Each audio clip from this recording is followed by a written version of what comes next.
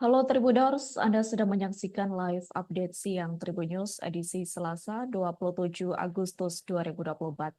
Hari ini akan kami sajikan informasi terkini dari berbagai daerah di Indonesia.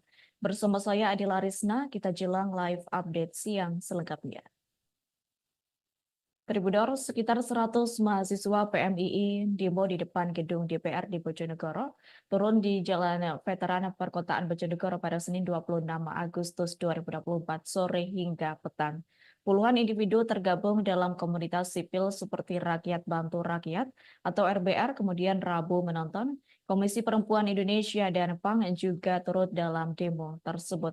Masa demo yang mayoritas berpakaian serba hitam itu dikawal 100 polisi dari Polres Bojonegoro. Terkait hal tersebut, informasi selengkapnya akan disampaikan langsung oleh rekan wartawan Tribun Mataraman. Yusuf Alfa Zikin, silakan untuk laporan lengkapnya. Baik, terima kasih Adila dan selamat siang untuk Tribuner semuanya. Jadi betul bahwasanya sekitar 100 mahasiswa dari Pergerakan Mahasiswa Islam Indonesia melakukan demo di depan gedung DPRD Bojonegoro turut Jalan Veteran Perkotaan Bojonegoro pada Senin 26 Agustus 2024 sore sampai petang. Puluhan individu tergabung dalam komunitas sipil seperti Rakyat Bantu Rakyat, Rabu menonton, Komisi Perempuan Indonesia dan Anak PAN juga turut dalam demo tersebut. Masa demo yang mayoritas berpakaian serba hitam itu dikawal sekitar 100 polisi dari Polres Bojonegoro. Kapolres Bojonegoro AKBP Mario Prahatinto juga mengawal langsung aksi tersebut. Mula-mula demo berjalan kondusif. Jumlah mahasiswa dan pemudi-pemuda yang maju menjadi orator atau agitator meledak-ledak namun santun dalam menyampaikan tuntutan. Isi tuntutan mereka yakni putusan terbaru MK tentang Pilkada 2024 harus dikawal, KPU dan KPUD harus mematuhi putusan terbaru MK tersebut, dan politik dinasti Jokowi harus berhenti. Lalu represivitas dan brutalitas aparat terhadap massa aksi harus di-stop. Seluruh demonstran di berbagai daerah yang ditangkap beberapa hari terakhir harus lekas dibebaskan. Juga kebebasan berpendapat dan berekspresi rakyat harus dijamin. Peraturan menyulitkan pembentukan parpol alternatif mesti dibredel dan eksploitasi alam harus berhenti. Danang, salah satu mahasiswa, dalam orasinya di demo ini menambahkan Pemkab dan DPRD Bojonegoro harus mengelola APBD secara serius dan bermanfaat langsung untuk rakyat. APBD Bojonegoro yang besar, kata dia, tak pernah terserap maksimal untuk kepentingan rakyat. Menurut dia itu sebuah kekeliruan dan menunjukkan bahwasanya Pemkab maupun DPRD Bojonegoro tidak becus dalam mengelola APBD. Rahul Oskara, salah satu orator dari Rakyat Bantu Rakyat, juga menuding Pemkab dan DPRD Bojonegoro tak berpihak kepada rakyat kelas bawah. Di alun-alun Bojonegoro misalnya, rakyat yang sedang berdagang selalu diusik. Dia menyebut pedagang di alun-alun Bojonegoro selalu kucing-kucingan dengan Satpol PP. Mestinya hal itu bisa dicarikan solusi yang baik yang tentunya berpihak kepada kepentingan rakyat. Selain Danang dan Rahul Oskara, sejumlah individu juga berorasi ya, Tribuners. Intinya mereka meminta tuntutan-tuntutan dipenuhi dan meminta DPRD Bojonegoro lebih melibatkan aspirasi elemen sipil. Menanggapi orasi-orasi demo itu, Syukur Priyanto dan Mitro Atin selaku anggota DPRD Bojonegoro 2024-2029 yang menemui massa nampak kewalahan. Keduanya ingin menerangkan namun ditolak. Massa demo tak ingin berdiskusi dengan Syukur Priyanto dan Mitro Atin saja. Massa ingin masuk ke dalam gedung DPRD Bojonegoro dan berdiskusi dengan segenap atau 50 anggota DPRD Bojonegoro. Namun keinginan massa itu tak dipenuhi, negosiasi juga gagal, sehingga akhirnya massa memaksa masuk gedung DPRD Bojonegoro dan mereka menghadapi barikade polisi yang berhelm dan juga bertameng. Saat massa menghadapi para polisi inilah suasana tegang terjadi, Tribuners.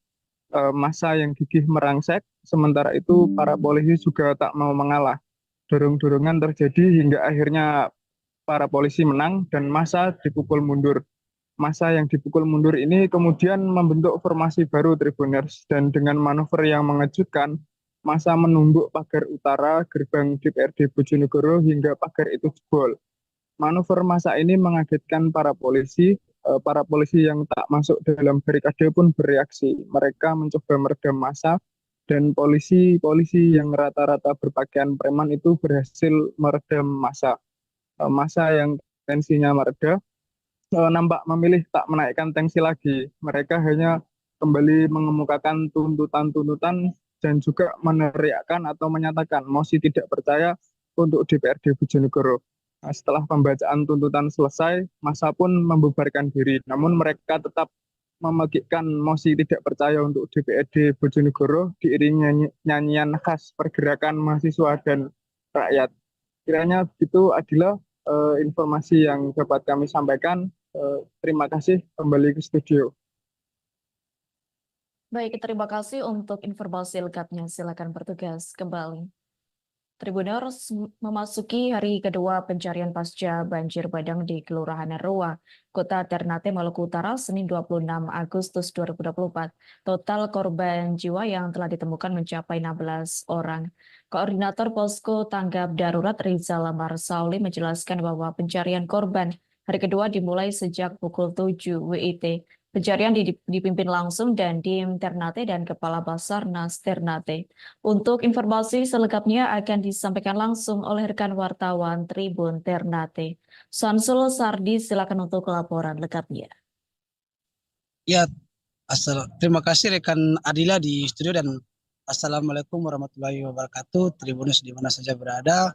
Kembali lagi bersama saya Samsul Sardi, wartawan Tribun Ternate melaporkan hari kedua dan hari ini memasuki hari ketiga Tribunus di mana melaporkan pada hari kedua kemarin pada tanggal 26 Agustus Senin 2024 di mana tim gabungan kembali atau mendata penambahan angka korban banjir yang telah meninggal dunia dan tertimbun kemudian dievakuasi sudah berjumlah sebanyak 16 orang, tepatnya lokasi kejadian di Kelurahan Rua, Kecamatan Kota Ternate, Provinsi Maluku Utara, Tribunes.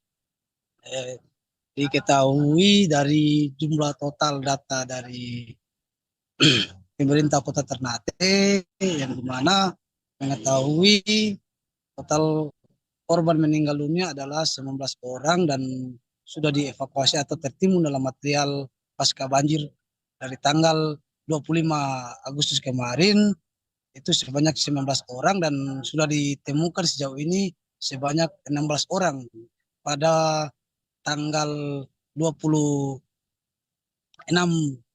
Agustus kemarin totalnya 16 orang Tribunes. Dan hari ini Tribunes pada masuki hari kedua pasca masuki hari ketiga hari ini pada tanggal 28 Agustus Tribunes di tanggal 27 Agustus kembali ditemukan 2 orang dengan jenis kelamin perempuan, diketahui anak bersama ibunya.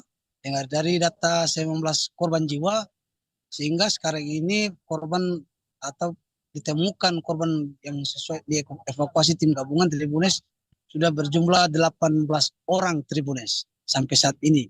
Dan sampai siang ini kembali tim gabungan melakukan pencarian 1 orang lagi yang diketahui adalah berjenis kelamin perempuan dan saat ini masih dalam proses pencarian terus. Dalam proses pencarian ini juga hari ini juga di mana kembali langsung dikunjungi oleh Menko PMK bersama Kepala BNPB Pusat Dejen Suryanto didampingi PJ Gubernur Maluku Utara dan Kapolda Maluku Utara beserta Wali Kota dan jajaran pimpinan di Pemkot Kota Ternate Tribus di hari ketiga ini, di mana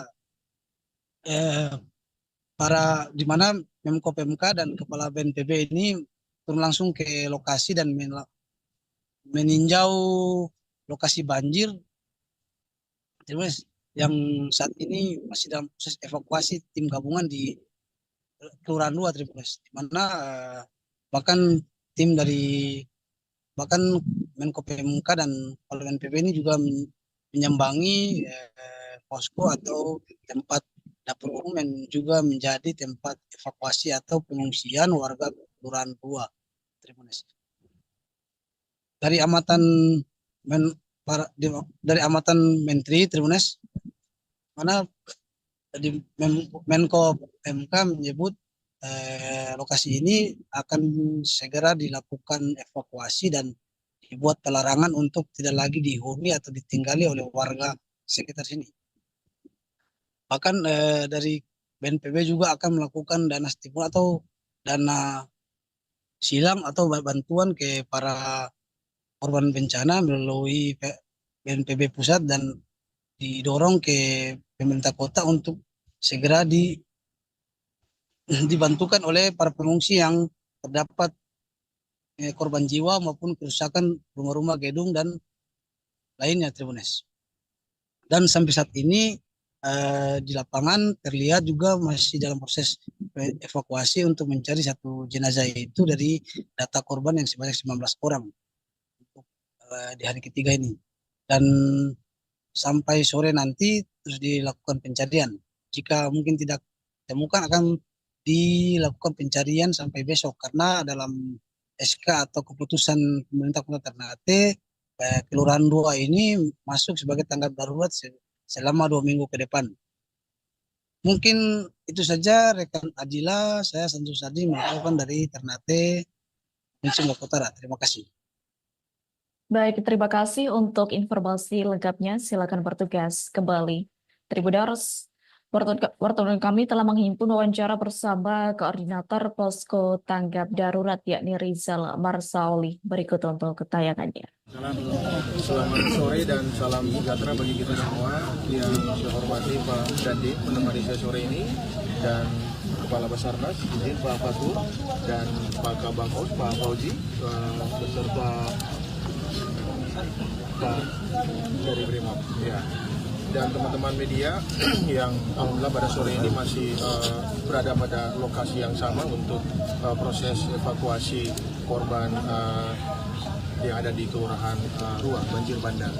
Dapat kami melalui posko tanggap darurat ini bahwa mulai dari pagi tadi jam 7.00 yang dipimpin oleh Pak Dandim itu telah menggerakkan pasukan dan Kepala Basarnas untuk mengikuti proses pencarian korban yang diduga masih tertimbun di lokasi longsor. Nah, dalam proses pencarian pada hari ini itu bertambah 3 orang. Jadi di hari pertama pada hari Senin kemarin itu hari Minggu Sejumlah massa pendukung Lambert Jitmau menggelar demonstrasi di kantor DPD Partai Golkar Papua Barat Daya Senin 26 Agustus 2024. Aksi itu diduga terkait informasi DPP Partai Golkar yang mau menyerahkan formulir B1 KWK kepada Bernard Sagrim agar maju di Pilkada Gubernur Papua Barat Daya. Diketahui massa tampak meluapkan emosi hingga membakar ban bekas, meja hingga kursi di DPD Partai Golkar Papua Barat Daya. Untuk informasi selengkapnya akan disampaikan langsung oleh rekan wartawan Tribun Sorong. Safwan Asari, silakan untuk laporan lengkapnya. Ya, benar sekali Adila dan juga Tribuners dimanapun Anda berada. Kemarin tepatnya pukul 12 siang kemarin waktu Indonesia Timur, sejumlah massa pendukung wali kota 2 periode atau yang sering dikenal dengan Lambertus Jitmau alias LG menggelar aksi demonstrasi dan membakar ban bekas hingga meja dan juga kursi di depan kantor DPD Partai Golkar Papua Barat Daya. Nah, aksi tersebut merupakan bagian daripada bentuk kekecewaan, luapan emosi keluarga dan juga simpatisan Lambert Jitmau atau LG, yang mana mereka kecewa atas keputusan yang diambil oleh DPP yang mana memberikan rekomendasi kepada salah satu putra terbaik Maibrat yakni Bernard Sagrim. Nah, menurut mereka keputusan yang diambil oleh DPP Partai Golkar adalah keputusan yang tidak tepat dan yang selama ini berjuang untuk memenangkan setiap event politik di Papua Barat Daya, yakni eh, eh, menurut mereka yakni Lambertus Jitmau, dan selayaknya beliau dihormati dan diberikan kesempatan untuk maju membawa Partai Golkar bertarung di Pilgub dengan uh, target kemenangan menjadi gubernur di Papua Barat Daya itu sendiri. Namun dengan adanya rekomendasi yang diberikan kepada Bernas Sagrim itu sendiri, sehingga membuat mereka kecewa dan turun ke jalan untuk melakukan aksi demonstrasi di kantor DPD Golkar Papua Barat Daya itu sendiri. Nah, selain itu, berdasarkan pantauan kami di lapangan, bahwa selama mereka melakukan aksi demonstrasi, aparat harus terpaksa memalang ruas jalan Cendrawasih nomor 25 distrik Sorong, karena massa cukup banyak, sehingga mereka harus terpaksa mengalihkan arus lalu lintas dari arah lampu merah Maranatha menuju ke Komplek Malanu, karena uh, menghindari jangan sampai terjadinya cekcok antara massa dan juga pengendara itu sendiri. Nah, selain aksi di depan kantor DPD Partai Golkar, mereka juga bergeser ke depan Bandara Dominic Edward Osok sendiri, dan mereka sempat menyampaikan beberapa aspirasi terkait dengan beberapa kerja-kerja Partai Golkar dan juga kerja-kerja selama Lambertus Jitmau menjabat sebagai wali kota Sorong 2 periode, dan telah berhasil membangun bandara megah di tengah-tengah kota Sorong itu sendiri. Mereka mengaku bangga atas setiap kerja-kerja yang dilakukan oleh Lambertus Jitmau, karena tidak hanya karya di internal Partai Golkar yang memenangkan setiap tahapan pemilu, namun yang bersangkutan juga dinilai layak menjadi pemimpin karena berhasil mengubah wajah kota Sorong, wajah ibu kota Provinsi Papua Barat Daya, lebih modern dan lebih dipandang di luar Papua Barat Daya itu sendiri. Sekian. Baik, terima kasih untuk informasi lengkapnya. Silakan bertugas kembali. Tribuners, wartawan kami telah menghimpun wawancara bersama Fernando Ginuni selaku kuasa hukum Partai Golkar. Berikut untuk tayangannya. Di kantor DPD provinsi ini tidak ada satu pengurus pun. Jadi mau tidak mau, saya sebagai kader partai, saya tidak mau sampai partai ini rusak seperti yang dibuat di Jakarta. Ya, jadi mungkin harapan saya bahwa DPP melihat masalah yang hari ini terjadi ini sebagai urgensi. Jangan sampai hanya karena masalah yang dibuat oleh Partai Golkar ini, dia akan berdampak kepada pemilu nanti. Dan ini saya juga tadi sempat diancam untuk sampaikan ini kepada pimpinan partai. Sebuah truk yang disopiri pria bernama Mesias Dekuana 21 tahun menghantam rumah warga Nimkedo di Ower Kening, Desa Serubeba, Kecamatan Rote Timur, Kabupaten Rotendao, Nusa Tenggara Timur, Senin 26 Agustus 2024 siang. Kecelakaan maut truk dengan nomor polisi DH8345C itu mengakibatkan seorang kernet atas nama Telson Doi meninggal dunia. Tempurung kepala desa remuk akibat terjepit di antara bak dam, truk dan tembok rumah warga sehingga ia meninggal di lokasi kejadian. Untuk informasi selengkapnya akan disampaikan langsung oleh rekan wartawan Pos Kupang. Rio Teti, silakan untuk laporan lengkapnya. Baik rekan Adila dan Tribuner, selamat siang. Dapat saya laporkan bahwa truk yang dikemudikan pria berusia 21 tahun, Mesias Dekuana, menabrak rumah warga bernama Nimkedo di Desa Serubeba, Kecamatan Rote Timur, Kabupaten Rotendao, Provinsi Nusa Tenggara Timur. Adapun Tribuners, insiden naas itu terjadi pada kemarin siang, Senin 26 Agustus 2024. Diketahui Tribuners, kecelakaan truk dengan nomor polisi DH8345C itu mengakibatkan seorang kernet atas nama Telson Doi meninggal dunia di tempat. Diketahui Tribuners bahwa tempurung kepala Telson remuk akibat terjepit di antara bak dam truk dan tembok rumah warga di desa Serubeba. Kapolsek Rote Timur Ibtu Yon Fransius Kota mengisahkan awalnya truk itu dikemudikan oleh sopir yang sebenarnya bernama Andriono Kolo. Di atas truk itu Andriono bersama Mesias Dekuana dan korban Telson Doi Tribuners.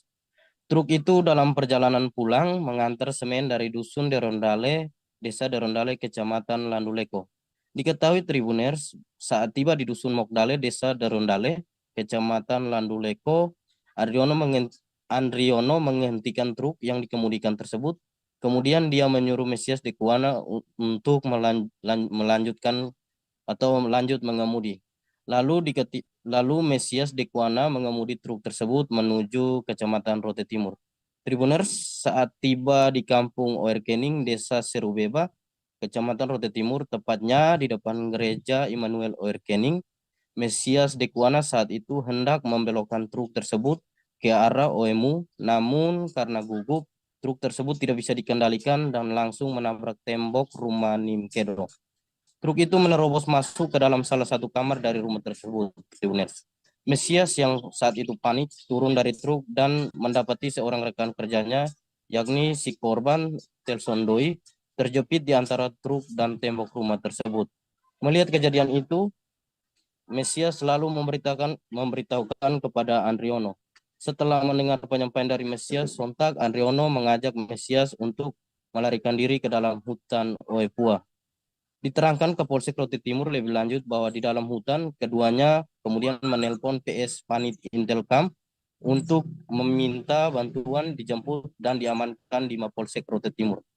Setelah menerima telepon, PS Panit Intelkam Polsek Rote Timur, Aibtu Dedi Umbulado, langsung menuju hutan Oepua itu menggunakan motor guna menjemput Andriono Kolo dan Mesias Dekuana. Setelah keduanya diamankan di Polsek Rote Timur, Tribuners, Kanit Reskrim Polres Rotendao bersama 2 anggotanya langsung menuju tempat kejadian. Ketika tiba di TKP, kondisi truk masih seperti semula. Kemudian anggota polisi bersama masyarakat yang merupakan korban, keluarga dari korban, berupaya mengevakuasi korban yang masih terjepit di antara truk dan tembok rumah itu. Saat dievakuasi, Tribuners, korban Telson Doi sudah dalam keadaan tak bernyawa. Kemudian jenazah korban dibawa oleh keluarga ke rumah orang tuanya di Dusun 4, Desa Serubeba, Kecamatan Rote Timur. Sementara truk masih tetap di tempat kecelakaan karena masih menunggu anggota Satlantas Polres Rotendao untuk melakukan olah TKP. Untuk diketahui Tribuners, saat menyetir, Mesias Dekuana tidak mengantongi surat izin mengemudi. Demikian rekan Adila yang dapat saya sampaikan, saya kembalikan. Baik, terima kasih untuk informasi lengkapnya. Silakan bertugas kembali. Usai menerima B1 KWK DPP Nasdem pasangan calon Pilkada Tanah Toraja 2024 yakni Zadra Ketombak dan Erianto Lasok Paundanan dijadwalkan mendaftarkan diri di KPU pada Rabu 28 Agustus 2024 sekira pukul 10 WITA. Berdasarkan informasi yang didapat Tribun Toraja, tim Zadrak dan Erianto akan mulai berkumpul di Tongkonan Kalebok, Tondon, Makale yang terletak di depan gereja Toraja Jumat Moria, Tondon, sekira pukul 8 WITA. Untuk informasi selengkapnya akan disampaikan langsung oleh rekan wartawan Tribun Toraja. Muhammad Rifki, silakan untuk laporan lengkapnya. Ya, baik. Rekan Nadila di studio dan pemirsa Tribuners dimanapun Anda berada, selamat siang dari kantor KPU Kabupaten Tanah Toraja, Provinsi Sulawesi Selatan. Dapat kami laporkan pendaftaran pasangan calon atau disebut juga paslon Pilkada 2024 telah dibuka di kantor KPU Tanah Toraja, tempat saya sekarang berdiri ini, Tribuners, yang terletak di Jalan Kongkonan Ada nomor 2 Kota Makale. Tanah Toraja, Sulawesi Selatan pada Selasa 27 Agustus hari ini, Tribuners. Pendaftaran paslon ini akan berlangsung selama 3 hari mulai Selasa hingga Kamis tanggal 27 hingga 29 Agustus. Pantauan kami di lokasi hingga siang hari ini, Tribuners, belum ada paslon yang datang mendaftarkan diri mereka pada hari pertama ini. Tanah Toraja diketahui memiliki total 2 paslon yang telah menerima B1 KWK dari gabungan partai politik untuk Pilkada 2024, yakni paslon Zadrak Tombe, Rianto Lasso Paundanan, dan Victor Datuan Batara dan juga John Diplomasi. Komisioner KPU Tanah Toraja bidang teknis penyelenggaraan pemilu Bapak Rahmat Hidayat sebelumnya mengatakan baik paslon Zadrak Erianto maupun Victor John, keduanya dijadwalkan untuk mendaftar pada hari terakhir yakni Kamis 29 Agustus, Tribuner. Zadrak Erianto dijadwalkan mendaftar pagi hari, kemudian Victor John pada sore harinya, kata Rahmat. Paslon Zadrak Erianto awalnya diberitakan akan mencalonkan pada Rabu 28 Agustus, namun Rahmat mengatakan jadwal tersebut diundur, Tribuners. Berdasarkan informasi yang kami kumpulkan, paslon Zadrak Erianto akan melakukan deklarasi terlebih dahulu di Tongkonan Kalebo, Tondon Makale yang terletak di depan Gereja Toraja Jemaat Muria Tondon pada pukul 8 pagi Kamis nanti. Tim Zadrak Erianto dijadwalkan mengenakan pakaian putih sebelum berangkat ke kantor KPU Tanah Toraja tempat saya sekarang berada. Hal itu dikonfirmasi langsung tim media sosial Zadrak Melki Palabirang saat dihubungi 25 Agustus malamnya. Sementara untuk paslon Victor John, Tribuners, deklarasi akan dilangsungkan di Tongkonan Tok Deata Tampo Mengkende pada pukul 10 Kamis nanti. Diketahui, Tribuners, paslon Zadrak Erianto telah mengantongi B1 KWK dari 6 gabungan partai politik, yakni yang pertama Perindo, kemudian PDI Perjuangan, lalu Nasdem, kemudian Gelora, Hanura, dan terakhir Gerindra.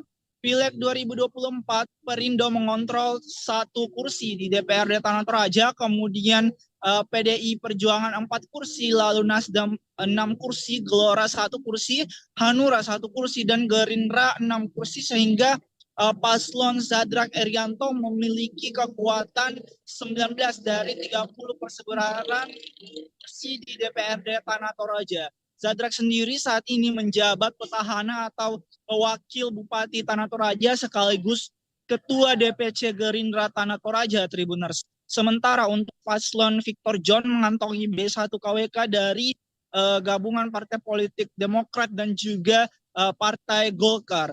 Pileg 2024, Demokrat mengamankan 4 kursi di DPRD Tanah Toraja, sementara Golkar 7 kursi, sehingga paslon Victor John memiliki kekuatan 11 dari 30 persebaran kursi di DPRD Tanah Toraja. Victor sendiri saat ini, Tribuners, menjabat Ketua DPD 2 Golkar Tanah Toraja dan merupakan Wakil Bupati Tanah Toraja periode 2016-2021. Pantauan kami di lokasi kantor KPU Tanah Toraja saat ini, Tribuners, sudah didekorasi sesuai budaya dan adat Toraja, mulai gerbang hingga ruang rapat menyambut pendaftaran paslon Pilkada 2024. Untuk saat ini demikian yang dapat kami laporkan, Tribuners. Muhammad Rifki langsung dari Makale Tanah Toraja.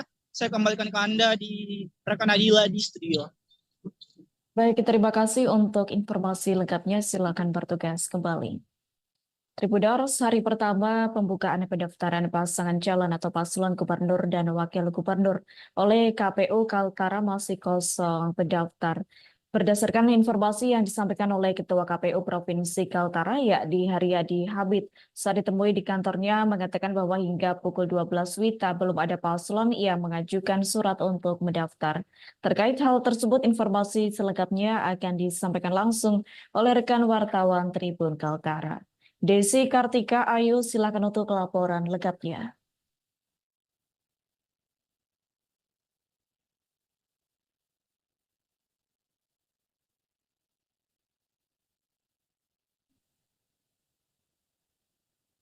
Baik, terima kasih rekan Adila di studio dari Tanjung Salar melaporkan. memang benar untuk hari pertama pembukaan pendaftaran pasangan calon atau paslon gubernur dan wakil gubernur oleh Komisi Pemilihan Umum KPU Kalimantan Utara ini masih kosong untuk pendaftarnya. Untuk diketahui rekan Adila, pembukaan pendaftaran pasangan calon ini dimulai sejak hari ini pada tanggal 27 Agustus 2024 hingga berakhir pada tanggal 29 Agustus 2024 mendatang. Namun, rekan Adila, berdasarkan informasi yang telah disampaikan oleh Ketua Komisi Pemilihan Umum Provinsi Kalimantan Utara, yakni Haryadi Hamid, saat ditemui oleh awak Tribun Kaltara di kantornya menjelaskan bahwa hingga pukul 12 waktu Indonesia bagian tengah tadi belum ada satupun paslon yang mengajukan surat untuk mendaftar sebagai peserta dalam pemilihan kepala daerah 2024 di Kalimantan Utara. Di mana hingga saat ini rekan Adila beberapa paslon hanya sebatas berkoordinasi terkait dengan pengaktifan sistem informasi pencalonan atau silon serta daftar nama official atau LO. Utamanya lebih banyak berkaitan mengenai persoalan administrasi karena dokumen tersebutlah rekan Adila yang nantinya akan diupload melalui aplikasi silon. Sehingga ketika mereka datang nantinya hanya tinggal seremonial saja. Kendati demikian rekan Adila, Haryadi memastikan bahwa persiapan KPU Kalimantan Utara dalam menyambut para pasangan calon yang nantinya akan mendaftarkan dirinya ke kantor KPU telah siap secara keseluruhan. Terdapat ruangan khusus pendaftaran yang telah disediakan oleh KPU Kaltara yang didesain dan mengacu pada standar nasional. Di sana telah disiapkan kursi untuk pasangan calon dan juga tim pemenangan. Total yang bisa masuk untuk peserta dan juga pasangan calon ya ini totalnya ada 30 orang. Tetapi di luar juga telah disediakan untuk 100 kursi bagi simpatisan atau pendukung dari setiap pasangan calon. Dalam hal ini rekan Adila, KPU Kalimantan Utara juga memberikan batasan waktu bagi setiap pasangan calon dalam melangsungkan pendaftaran di kantor KPU, yakni maksimal 2 jam untuk pendaftaran. Itu sudah termasuk dalam konferensi pers dan juga sambutan dari setiap pasangan calon. Untuk diketahui rekan Adila, dalam pemilihan kepala daerah serentak 2024 ini terdapat 3 bakal calon kepala daerah yang telah menerima B1 KWK dari beberapa partai politik, yakni meliputi pasangan Zainal Arifin Paliwang dan juga Ingkong Ala, Yansen Tipa Paden dan juga Suratno, serta Andi Sulaiman dan Adi Paton. Dan di antaranya ini telah menjadwalkan kedatangannya dalam pendaftaran untuk menjadi peserta dalam Pilkada 2024 rekan Adila, yakni pada tanggal 28 Agustus atau besok, ya ini jadwal dari Bapak Andi Sulaiman dan juga Adri Paton yang akan melangsungkan pendaftaran dan juga menyerahkan surat pendaftaran ke KPU Kalimantan Utara pada sekitar pukul 3 sore untuk informasi yang kita dapatkan sejauh ini. Sedangkan di hari berikutnya, yaitu pada tanggal 29 Agustus 2024, ada 2 pasangan calon yang juga akan mendaftarkan diri, yakni dari petahana Yansen Tipa Padan dan juga Suratno, serta Bapak Zainal Arifin Paliwang dan juga mungkin demikian informasi singkat dari wartawan Tribun Kaltara. Saya kembalikan kembali ke studio bersama rekan. Baik, terima kasih untuk informasi lengkapnya. Silakan bertugas kembali. Tribuners, wartawan kami telah menghimpun wawancara bersama Ketua KPU Kaltara, yakni Haryadi Hamid. Berikut untuk ketayangannya. Di dalam rombongan untuk bisa masuk ke dalam ruangan. Sementara sisanya pendukung yang lain kami siapkan kursi sebanyak 100 orang. Selebihnya melebihi kapasitas, mohon nanti menyesuaikan sepanjang tidak mengganggu arus lalu lintas. Oh, berarti untuk yang di luar juga disediakan untuk kursi ya Pak Ketua? Ya, disediakan kursi, bahkan disediakan ID card. Semua kita akan menggunakan ID card. Pak Ketua, itu tadi yang di luar apakah penyulapan ruang tunggu untuk para simpatisan itu dari ruangan apa itu Pak Ketua pertamanya? Ya, itu sebenarnya ruangan parkir yang kemudian kita sulap menjadi ruangan untuk pendukung yang akan mengikuti prosesnya. Kita akan menampilkan video atau gambar yang prosesi acaranya di dalam. Jadi tidak perlu berdesak-desakan untuk dan menginginkan masuk, cukup ikuti aturan 30 plus 2 paslon yang kemudian hadir di dalam ruangan, tapi prosesinya akan disiarkan melalui video conference yang kemudian nanti akan terhubung di luar. Ada batas waktu kah Pak Ketua untuk pendaftarannya ini? Oke, dari masing-masing pasangan calon kami cuma memberikan waktu 2 jam karena sesuai dengan Tribuners Nusantara Weya dan Noia Wonda resmi mendeklarasikan diri maju sebagai bakal calon bupati, wakil bupati dalam kontestasi Pilkada 2024 Kabupaten Tolikara, Provinsi Papua Pegunungan. Adapun deklarasi dukungan tersebut berlangsung khidmat dengan melakukan ibadah dan bakar batu bersama ribuan simpatisan masyarakat Tolikara dan 7 partai koalisi usai mengantongi B1 KWK. Doa dan dukungan tersebut dipusatkan di Doyo Lama, Distrik Waibu, Kabupaten Jayapura pada Senin 6 Agustus 2024. Terkait hal tersebut, informasi selengkapnya akan disampaikan langsung oleh rekan wartawan Tribun Papua. Putri Nurjana Kurita, silakan untuk laporan lengkapnya. Baik, dari Kabupaten Jayapura melaporkan rekan Adila terkait dengan deklarasi calon bupati dan wakil bupati Kabupaten Tolikara, Provinsi Papua Pegunungan, yakni Nusantara Weya dan Yan Wonda, yang mana resmi mencalonkan diri sebagai bakal calon bupati dan wakil bupati dalam kontestasi pemilihan kepala daerah Pilkada di November 2024 mendatang. Deklarasi dukungan ini berlangsung di Distrik Kampung Doyo Lama, Distrik Waibu, Kabupaten Jayapura, yang mana tim melakukan ibadah dan bakar batu bersama ribuan simpatisan masyarakat dan juga 7 partai koalisi pendukung. Doa dan dukungan tersebut di mana Nusantara Weya atau biasanya akrab dengan disapa Nusweya mengatakan bahwa dia dan wakil mendeklarasikan diri secara resmi sebagai kandidat bupati dan wakil bupati Tolikara untuk periode 2024-2029. Nusweya juga mengucap syukur kegiatan ini bisa dapat berjalan dengan baik dalam pertolongan Tuhan. Adapun perjuangan yang panjang, akhirnya keduanya mendapatkan tiket untuk bertarung di pilkada nanti. Besok kami akan naik dan mendaftar, mohon doa supaya semuanya berjalan dengan baik, kata Nusweya kepada wartawan kemarin. Nusweya juga menyebut mendapat dukungan dari partai koalisi sebanyak 6 kursi, dari partai PKB, partai PBB sebanyak partai PBB atau Partai Bulan Bintang sebanyak 1 kursi, Partai Gerindra 1 kursi, kemudian non kursi dari Partai Nasdem, Partai Buruh, dan Partai Umat. Rekan Nadila dan juga Tribuners, mengenai pendaftaran pendaftaran bakal calon di Komisi Pemilihan Umum atau KPU Kabupaten Tolikara, Provinsi Papua Pegunungan nanti, pasangan calon direncanakan akan mendaftar pada tanggal 28 atau di tanggal 29 Agustus mendatang nanti. Sementara itu, bakal calon wakil bupati Yan Wonda juga mengatakan bahwa momentum pesta demokrasi tahunan kali ini mereka akan bersaing dengan 2 pasangan calon lainnya yang telah memiliki tiket juga untuk maju di pilkada nanti. Adila dan juga Tribuners, Yan Wonda mengatakan mereka siap bertanding karena Tuhan sudah menetapkan garis tangan yang mana nanti akan dilihat hasilnya nanti di lapangan.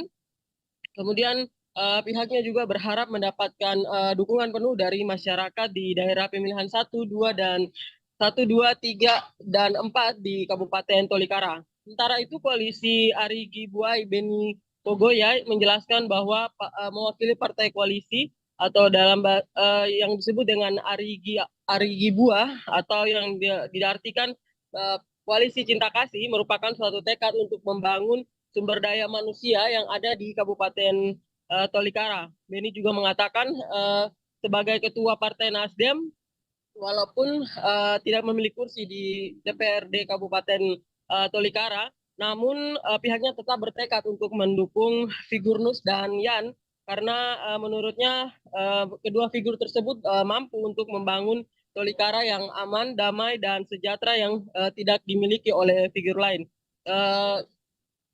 Beni juga menambahkan untuk di Provinsi Papua ini pihaknya juga mendukung untuk calon gubernur Papua yakni Matius Fakiri, dan juga di Papua Pegunungan pihaknya mendukung ya demikian rekan Adila dan juga Tribuners. Baik, terima kasih untuk informasi lengkapnya. Silakan bertugas kembali. Tribuners, wartawan kami telah menghimpun wawancara bersama Nuswia selaku bakal calon Bupati Tolikara dan Yan Wonda bakal calon Wakil Bupati Tolikara. Berikut untuk ketayangannya. Satu kursi. Yang non-seat? Non-seat itu Partai Nasdem, Partai Hanura, Partai Buruh, dan Partai Umat. 4. Lebih dari cukup. Sudah lebih dari cukup. Ya, harapannya dengan pendaftaran kira-kira tanggal berapa? 27 atau 29? Harapannya tanggal 28 atau 29 saya dengan wakil kami akan mendaftar. Kebetulan sekarang kan pendaftarannya online. Ya. Jadi paling sekitar itu tanggal 28 atau 29. Jadi ini memang momen pesta demokrasi untuk 5 tahunan. Jadi yang punya tiket jelas untuk menuju untuk bertarung itu ada 3 calon. 3 calon. Nah, 3 calon salah satunya saya dengan Pak Nus sebagai calon bupati dan saya juga sebagai calon wakil bupati. Kami siap akan bertanding apapun itu.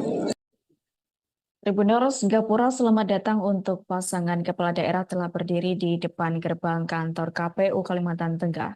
Gapura yang didominasi warna merah itu bertuliskan selamat datang bakal pasangan calon gubernur dan wakil gubernur Kalteng 2024. Di sebelah gerbang tersebut terdapat balon Ule Telawang, maskot Pilgub Kalteng, dan tangannya bergerak seolah mengajak dan siap menyambut calon kepala daerah dan rombongannya. Untuk informasi selengkapnya akan disampaikan langsung oleh rekan wartawan Tribun Kalteng, Ahmad Supriyandi. Silakan untuk laporan lengkapnya. Ya, baik. Terima kasih Adila. Selamat siang Tribuners dimanapun Anda berada. Betul bahwa dapat saya sampaikan Komisi Pemilihan Umum Kalimantan Tengah atau KPU Kalteng saat ini sudah siap menyambut kedatangan para bakal pasangan calon gubernur dan wakil gubernur Kalimantan Tengah di hari pertama pendaftaran ini. Terbukti bahwa di depan gerbang kantor KPU Kalimantan Tengah terdapat gapura selamat datang untuk pasangan kepala daerah. Lalu gapura tersebut bertuliskan selamat datang bakal pasangan calon gubernur dan wakil gubernur Kalimantan Tengah 2024. Jika masuk ke dalam, maka di halaman kantor KPU akan terlihat susunan meja dan kursi yang tersusun rapi serta ada panggung dan podium untuk yang disiapkan untuk bakal calon gubernur dan wakil gubernur ketika dia mendaftar ke KPU. Dari luar juga sudah terlihat tenda dengan dekorasi merah dan putih. Aparat kepolisian juga telah berjaga di sekitar kantor KPU untuk memastikan lokasi pendaftaran aman. Bahkan mereka menggunakan anjing melacak untuk memastikan tidak ada barang-barang berbahaya di sekitar lokasi pendaftaran nanti. Di Palangkaraya sejak pagi sempat diguyur hujan ringan dan gerimis hingga membuat udara menjadi dingin menyelimuti pagi itu di Palangkaraya. Namun meski udara dingin dan sempat gerimis tak mengganggu kesiapan para petugas KPU untuk menyambut para bakal calon kepala daerah bersama rombongannya. Mereka terlihat mondar-mandir menyiapkan segala yang diperlukan seperti berkas-berkas serta dekorasi-dekorasi yang mungkin masih bisa diperbaiki. Ketua KPU Kalteng, Sastriadi, juga kelihatan sibuk untuk memastikan bahwa semuanya berjalan lancar. Ia nampak sedang memimpin briefing bersama rekan-rekan komisioner KPU yang lain. Ia menjelaskan bahwa pihaknya hari ini harus siap menyambut para bakal calon kepala daerah yang memang sudah dijadwalkan yakni pada 27 sampai 29 Agustus 2024 nanti. Meski KPU Kalteng sudah siap menyambut, namun hari ini masih belum ada tanda-tanda kedatangan dari para bakal calon kepala daerah di KPU Kalteng. Sastriadi menyampaikan bahwa mungkin ada yang berkomunikasi dengan helpdesk atau bantuan dari KPU Kalteng, namun dirinya juga masih belum mengetahui apakah akan ada yang mendaftar untuk hari ini apakah akan ada yang mendaftar sebagai gubernur dan wakil gubernur untuk hari ini. Untuk pendaftaran hari ini pada tepatnya 27 Agustus 2024 dibuka sejak pukul 8 sampai pukul 16.00 atau pukul 4 sore nanti.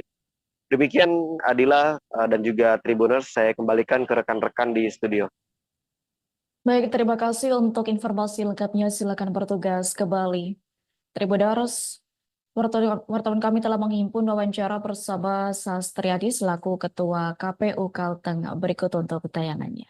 Persiapan hari ini Pak, kira-kira ada yang menjadi kendala tidak Pak? Nggak ada. Ada. Berarti semua sudah siap untuk menyambut para bakal pasangan calon Pak ya? Siap.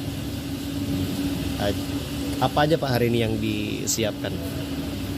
Ya semua hal kita persiapkan, baik ke tempat, kemudian personil kita, kemudian dokumen-dokumen dan sebagainya. Oke, apakah hari ini ada LO yang menghubungi atau bakal pasangan calon yang menghubungi Pak untuk mendaftar hari ini? Mungkin ada ya di bagian helpdesk, bisa konfirmasi. Tribuners, kantor Bea Cukai Banyuwangi melimpahkan berkas perkara dugaan peredaran rokok ilegal di Kabupaten Banyuwangi ke Kejaksaan Negeri setempat pada Senin 26 Agustus. Dalam kasus itu terdapat satu tersangka yakni berinisial R 49 tahun, warga Kecamatan Kalipuro. R diduga menjadi pengedar rokok ilegal tanpa pita cukai di wilayah Banyuwangi. Kepala Kantor Bea Cukai Banyuwangi, Latif Helmi, mengatakan bahwa ungkap kasus peredaran rokok ilegal tersebut terungkap pada akhir Juni 2024. Untuk informasi selengkapnya akan disampaikan langsung oleh rekan wartawan Tribun Jatim Timur. Aflahul Abidin, silakan untuk laporan lengkapnya. Oke, terima kasih Adila. Jadi benar bahwa seorang tersangka berinisial R, berusia 49 tahun, warga Kelurahan Kalipuro, Kecamatan Kalipuro, Banyuwangi, telah dilimpahkan kasusnya dalam peredaran rokok ilegal di Kabupaten Banyuwangi ke Kejaksaan Negeri setempat. Kasus ini sebelumnya ditangani oleh Kantor Bea Cukai Banyuwangi dan RI ini ditangkap pada akhir Juni lalu saat tengah membawa beberapa jenis rokok ilegal yang tidak dilengkapi dengan pita cukai untuk diedarkan di wilayah Kecamatan Giri. Informasi yang awal diterima oleh pihak Bea Cukai yakni adanya peredaran rokok ilegal di wilayah kecamatan tersebut oleh seseorang bernama berinisial R. Informasi tersebut kemudian didalami dan pada Juni lalu saat penangkapan diketahui R tengah mengangkut rokok ilegal tersebut sebanyak 10 box karton. Rokok-rokok tersebut diangkut menggunakan sepeda motor. Setelah disergap, kemudian R digiring ke rumahnya dan petugas Bea Cukai mencari barang bukti lain. Di rumah tersangka ini kemudian ditemukan sebanyak 182.660 batang rokok ilegal dengan berbagai merek. Kepada petugas Bea Cukai, R mengaku mendapat rokok ilegal tersebut dari seseorang berinisial K di Kabupaten Jember. Saat ini Bea Cukai juga telah menetapkan K ini sebagai pencarian orang atau daftar pencarian orang dalam kasus tersebut. Dari penindakan kasus ini, tim Bea Cukai menaksir jumlah total rokok ilegal yang didapat yakni sekitar 202.000 dengan nilai jika dirupiahkan senilai 279 juta lebih dan potensi kerugian negara atas kasus ini senilai sekitar 151 juta. Kasibidum Kajari Banyuwangi Rustam menambahkan bahwa berkas penyelidikan oleh Kantor Bea Cukai Banyuwangi telah lengkap sehingga perkara tersebut telah sampai di meja kejaksaan. Jaksa juga akan menahan R dalam jangka waktu maksimal 14 hari dan dalam jangka waktu tersebut jaksa akan menyiapkan berbagai hal agar kasus tersebut bisa disidangkan dan bisa memiliki kekuatan hukum yang tetap. Dalam kasus ini R diduga melanggar pasal tentang cukai sebagaimana diatur dalam Undang-Undang Nomor 37 Tahun 2007. R terancam hukuman pidana minimal 1 tahun dan maksimal 5 tahun atau denda paling sedikit 2 kali nilai cukai dan maksimal 10 kali nilai cukai yang harus dibayar. Catatan Kantor Bea Cukai Banyuwangi, penindakan pelanggaran kebiacukaian selama satu semester awal 2024 ini telah sebanyak 69 kasus. Jumlah tersebut tergolong signifikan jika dibanding dengan tahun lalu yang sepanjang tahun mulai Januari sampai Desember 2003 ada sebanyak 103 kasus yang ditangani. Artinya dalam 6 bulan pertama 2024 ini lebih dari separuh dari kasus tahun sebelumnya di periode yang sama. Demikian, kembali ke studio. Baik, terima kasih untuk informasi lengkapnya. Silakan bertugas kembali. Tribuners, wartawan kami telah menghimpun wawancara bersama Kepala Kantor Bea Cukai Banyuwangi, yakni Latif Helmi. Berikut untuk tayangannya. Penindakan yang dilakukan tim Bea Cukai Banyuwangi tersebut ini berawal dari adanya informasi pengiriman rokok ilegal di daerah Kecamatan Giri Banyuwangi, yang kemudian informasi tersebut didalami dan ditindaklanjuti dengan melakukan kegiatan patroli ini pada tanggal 27 Juli 2024 sekitar pukul 9. Penindakan tersebut selanjutnya dikembangkan dengan membawa saudara R ke tempat tinggalnya di Kelurahan Kalipuro, Kecamatan Kalipuro Banyuwangi. Dan di sana petugas Bea Cukai menemukan sebanyak 182.000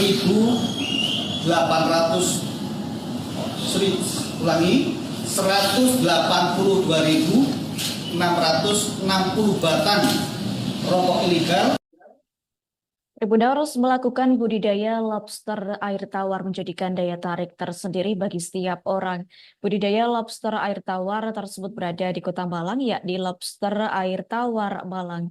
Budidaya lobster milik pemilik Lobster Air Tawar Malang, yakni Satrio Suryo, yakni lobster untuk dikonsumsi, selain itu juga bisa untuk dipelihara. Terkait hal tersebut, informasi selengkapnya akan disampaikan langsung oleh rekan wartawan Surya Malang. Purwanto, silakan untuk laporan lengkapnya. Baik, selamat siang Adila di studio dan juga Tribuners dimanapun Anda berada. Dapat kami laporkan bahwa melihat budidaya lobster air tawar dilakukan oleh salah seorang warga di Kota Malang.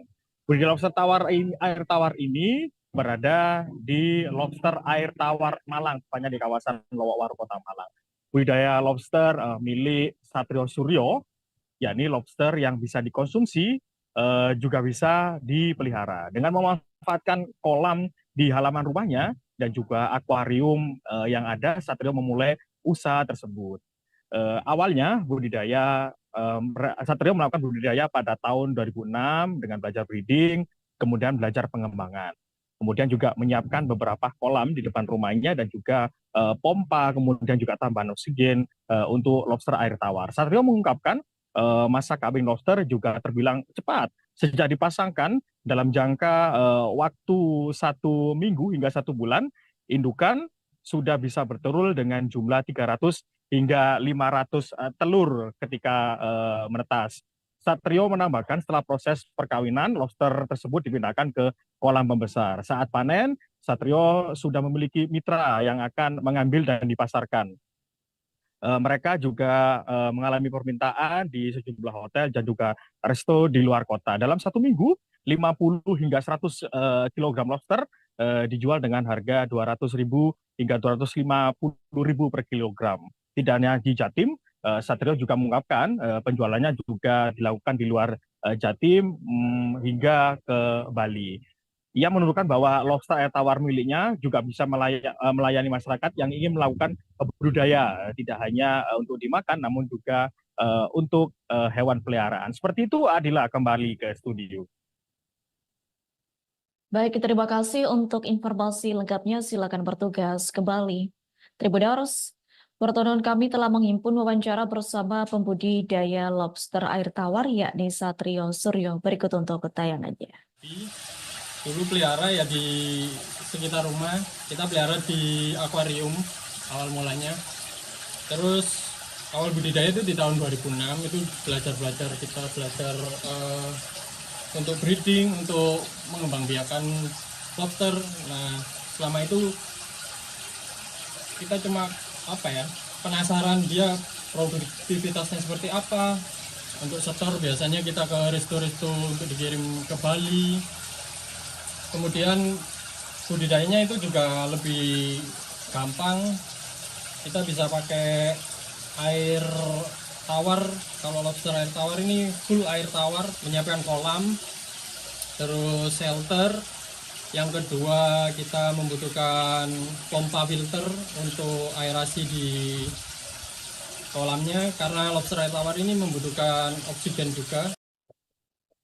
Tribuners, sekitar 1 tahun belajar di ruang kelas yang hampir ambruk akibat longsor. Siswa kelas 6 SDN Cakru, Kecamatan Amuntai Utara, Kabupaten Hulu Sungai Utara, melaksanakan proses belajar mengajar dengan dihantui kekhawatiran. Kepala SDN Cakru, yakni Juraidi Nur, mengatakan bahwa sebelumnya longsor terjadi di area jalan yang tepat berada di tepi aliran Sungai Tabalong, hingga akhirnya berdampak pada ruang kelas 6. Untuk informasi selengkapnya akan disampaikan langsung oleh rekan wartawan Banjarmasin Post. Reni Kurniawati, silakan untuk laporan lengkapnya. Ya, terima kasih Adila dan juga Tribuners. Dapat kami informasikan memang betul bahwa selama 1 tahun terakhir siswa SDN Cakru berada di Kecamatan Amuntai Utara, Kabupaten Hulu Sungai Utara, Kalimantan Selatan cukup was-was ketika melakukan proses belajar mengajar khususnya untuk kelas 4, 5, dan juga 6. Namun paling parah adalah kelas 6 di mana ruang belajar tersebut di bagian bawahnya sudah terkena longsor. Longsor sendiri terjadi memang sudah sejak 1 tahun lalu dan hingga saat ini dari Dinas Pendidikan dan juga Kebudayaan Kabupaten Hulu Sungai Utara baru menganggarkan pada APBD perubahan 2024 tahun ini. Nah, dalam jangka waktu 1 tahun terakhir memang siswa sendiri dibatasi untuk melakukan aktivitas di sekitaran ruang kelas yang nyaris ambruk sebenarnya karena di bagian bawah itu tanah untuk penopang bangunan sendiri sudah tidak ada, hanya mengandalkan tiang-tiang pancang yang memang kondisinya juga sudah tua sehingga bagi siswa sangat mengkhawatirkan seperti itu. Dari pihak sekolah sendiri juga membatasi pergerakan siswa agar tidak bermain di sekitar area ruang kelas yang nyaris ambruk tersebut dengan cara melakukan pemasangan pagar sehingga siswa tidak bisa masuk ke dalam teras pagar ruang kelas 6. Dengan kondisi tersebut sebenarnya juga mendapatkan perhatian bagi para wali siswa, orang tua siswa, di mana mereka sebenarnya pernah mengajukan kepada pihak sekolah untuk bisa melakukan perbaikan secara gotong royong karena mereka juga khawatir bahwa anaknya ketika proses belajar mengajar tiba-tiba bangunan tersebut ambruk. Namun dari pihak sekolah sendiri melarang karena memang untuk perbaikan sarana dan juga prasarana sekolah menjadi tanggung jawab Dinas Pendidikan. Kami juga telah mengkonfirmasi kepada Dinas Kependidikan Kabupaten Hulu Sungai Utara di mana tahun ini rencananya akan menggelontorkan dana sekitar 200 juta untuk perbaikan 3 ruang kelas di SDN Cakru tersebut. Dari warga masyarakat sekitar dan juga pihak sekolah tentu berharap agar proses pembangunan bisa berjalan dengan lancar dan juga bisa dinaikkan karena pada saat musim penghujan di SDN Cakru tersebut juga selalu dilanda banjir sehingga selain diperbaiki secara fisik juga dinaikkan posisinya agar pada saat musim penghujan tidak lagi terjadi banjir. Demikian Adila. Baik, terima kasih untuk informasi lengkapnya. Silakan bertugas kembali.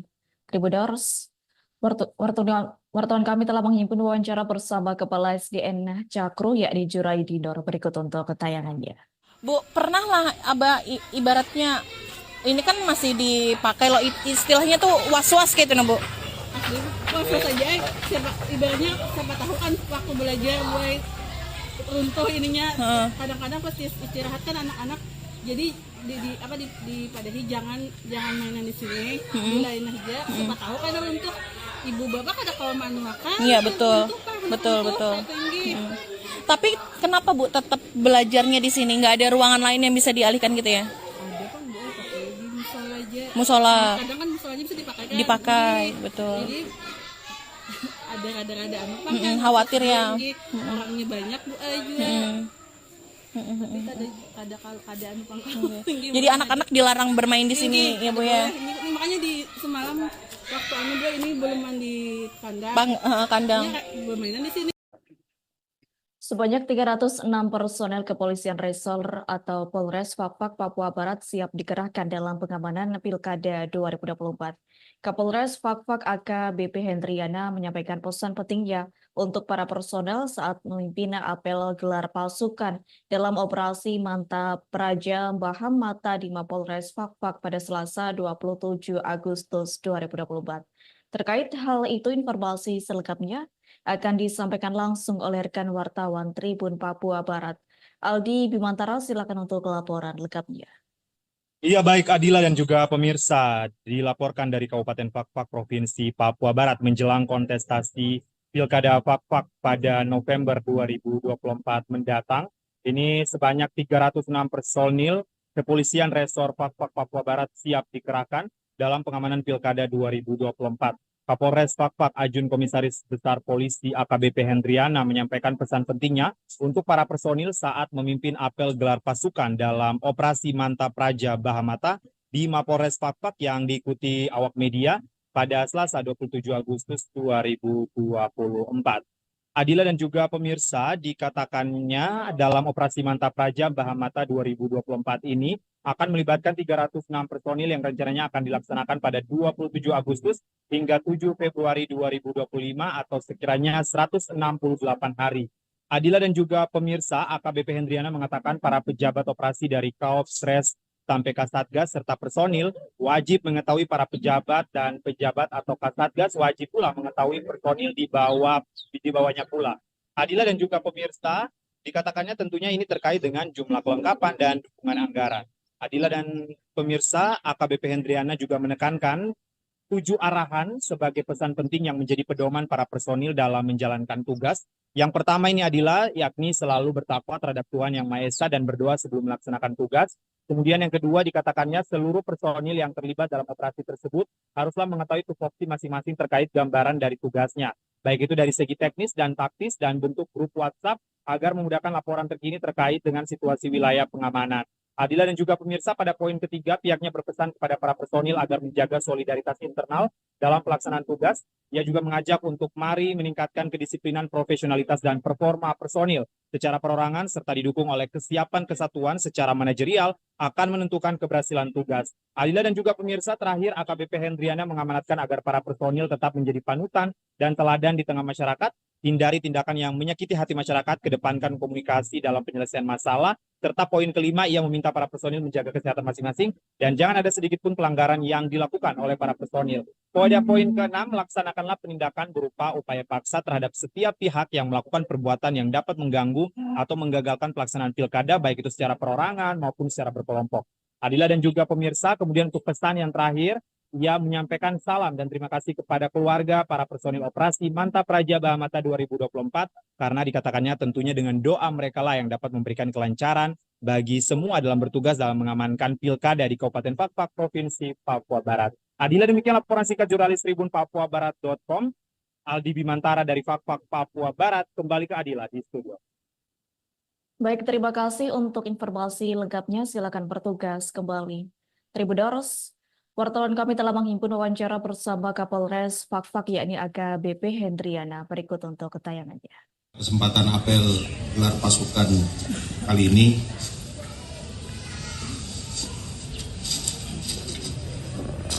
saya akan membacakan amanat apel gelar pasukan. Assalamualaikum warahmatullahi wabarakatuh. Salam sejahtera bagi kita semua.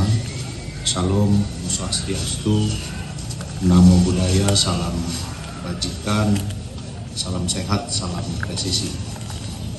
Yang terhormat dan kami banggakan Ibu Wakil Bupati Fakfak, terima kasih atas kehadirannya Ibu. Yang saya hormati Forkopimda Kabupaten Fakfak,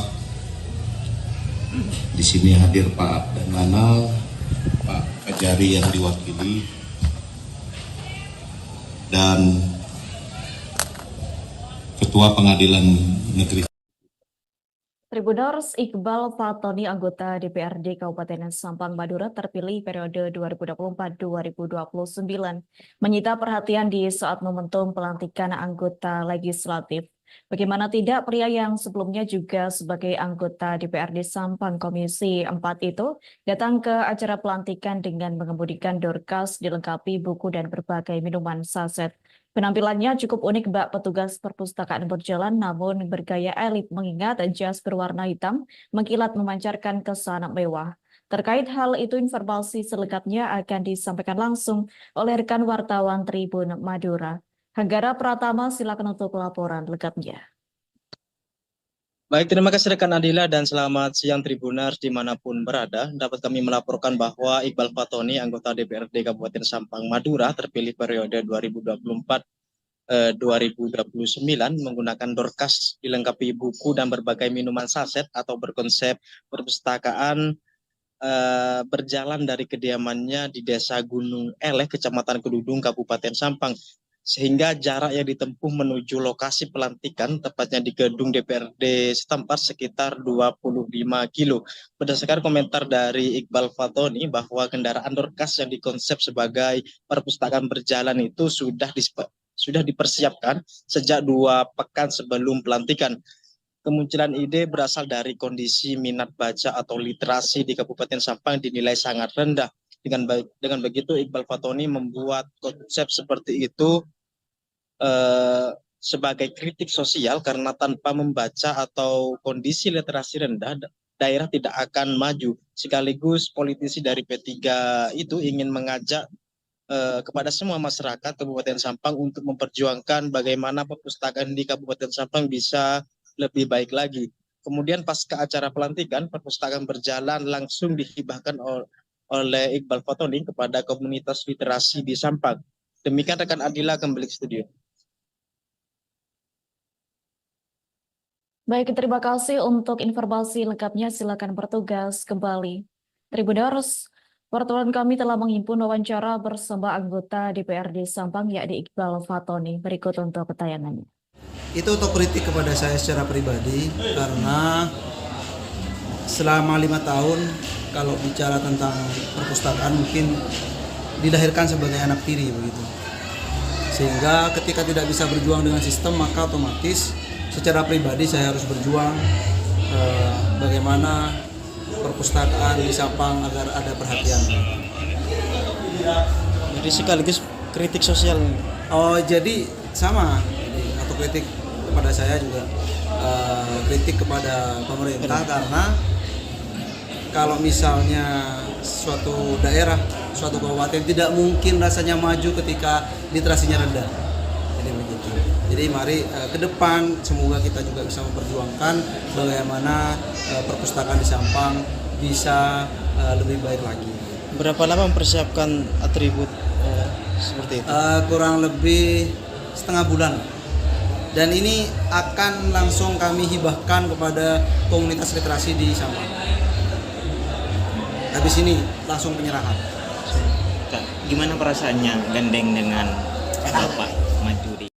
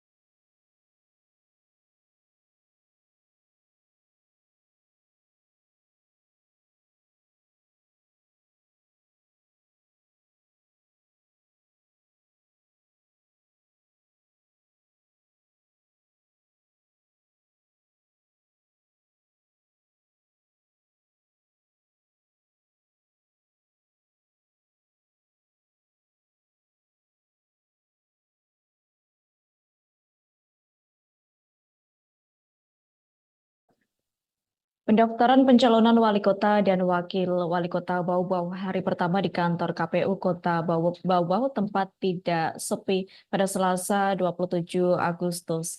Para calon sudah mulai melakukan pendaftaran di kantor KPU Kota Bau-Bau sejak pukul 9 WITA. Diketahui simpatisan calon tampak banyak dan tertib saat pendaftaran dilakukan. Terkait hal itu, informasi selengkapnya akan disampaikan langsung oleh rekan wartawan Ibu Sultan. Karena Sumatera, silakan untuk laporan selengkapnya.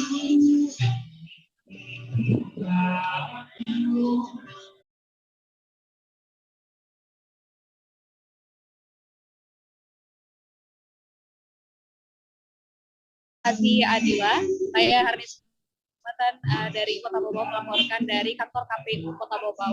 Saat ini sedang dilaksanakan pendaftaran hari pertama yang di tanggal 27 Agustus 2024, di mana 4 bakal calon wali kota Bau-Bau sudah memasukkan pendaftarannya, yang saat ini pasangan usungan dari partai P3 yakni pasangan Haji Yusran Fahim dan juga Waode Hasmina Bolu sedang melaksanakan pendaftarannya di kantor KPU Kota Bau-Bau, Sulawesi Tenggara. Nah, untuk sebelumnya juga sudah dilaksanakan pendaftaran oleh pasangan usungan dari partai golongan karya, kemudian 4 partai yang mengusung calon ini yakni adalah Laude Mustari dan juga berpasangan dengan Haji Zahari yang dilaksanakan pagi tadi sekira pukul 9.30 WITA, dan kemudian berlanjut pasangan calon independen Yulia Rahman dan juga Muhammad Ridwan melakukan pendaftaran di KPU Kota Bau-Bau, Sulawesi Tenggara, dan kemudian dilanjutkan dengan pasangan dari Laode Ahmad Muniansyah dan juga Ida Fitri Halili yang baru saja selesai dan langsung disambung oleh pendaftaran yang dimasukkan dari Haji Yusran Fahim dan Waode Hasmina Bolu yang saat ini sedang ada di kantor KPU Kota Bau-Bau, sedang menunggu dari proses silon di ruangan tunggu pendaftaran KPU Kota Bau-Bau, Sulawesi Tenggara. Saat ini suasananya cukup banyak simpatisan sejak pagi tidak pernah putus datang untuk memberikan dukungannya, karena setiap pasangan calon yang datang mendaftarkan dirinya ke kantor KPU Kota Bau-Bau selalu membawa simpatisan yang cukup banyak. Juga tadi waktu ketika pendaftaran calon independen calon independen Kota Bau-Bau, Sulawesi Tenggara, yakni dihadiri sekira 2.000 massa yang datang di kantor KPU Kota Bau-Bau membersamai calon independen pada hari ini yang telah memasukkan pendaftarannya pada sekira pukul 10 pagi tadi. Kemudian juga penyambutan dilaksanakan oleh KPU Kota Bau-Bau dengan tarian tradisional dan juga perjamuan yang luar biasa untuk para bakal calon wali kota Bau-Bau yang hari ini mendaftar.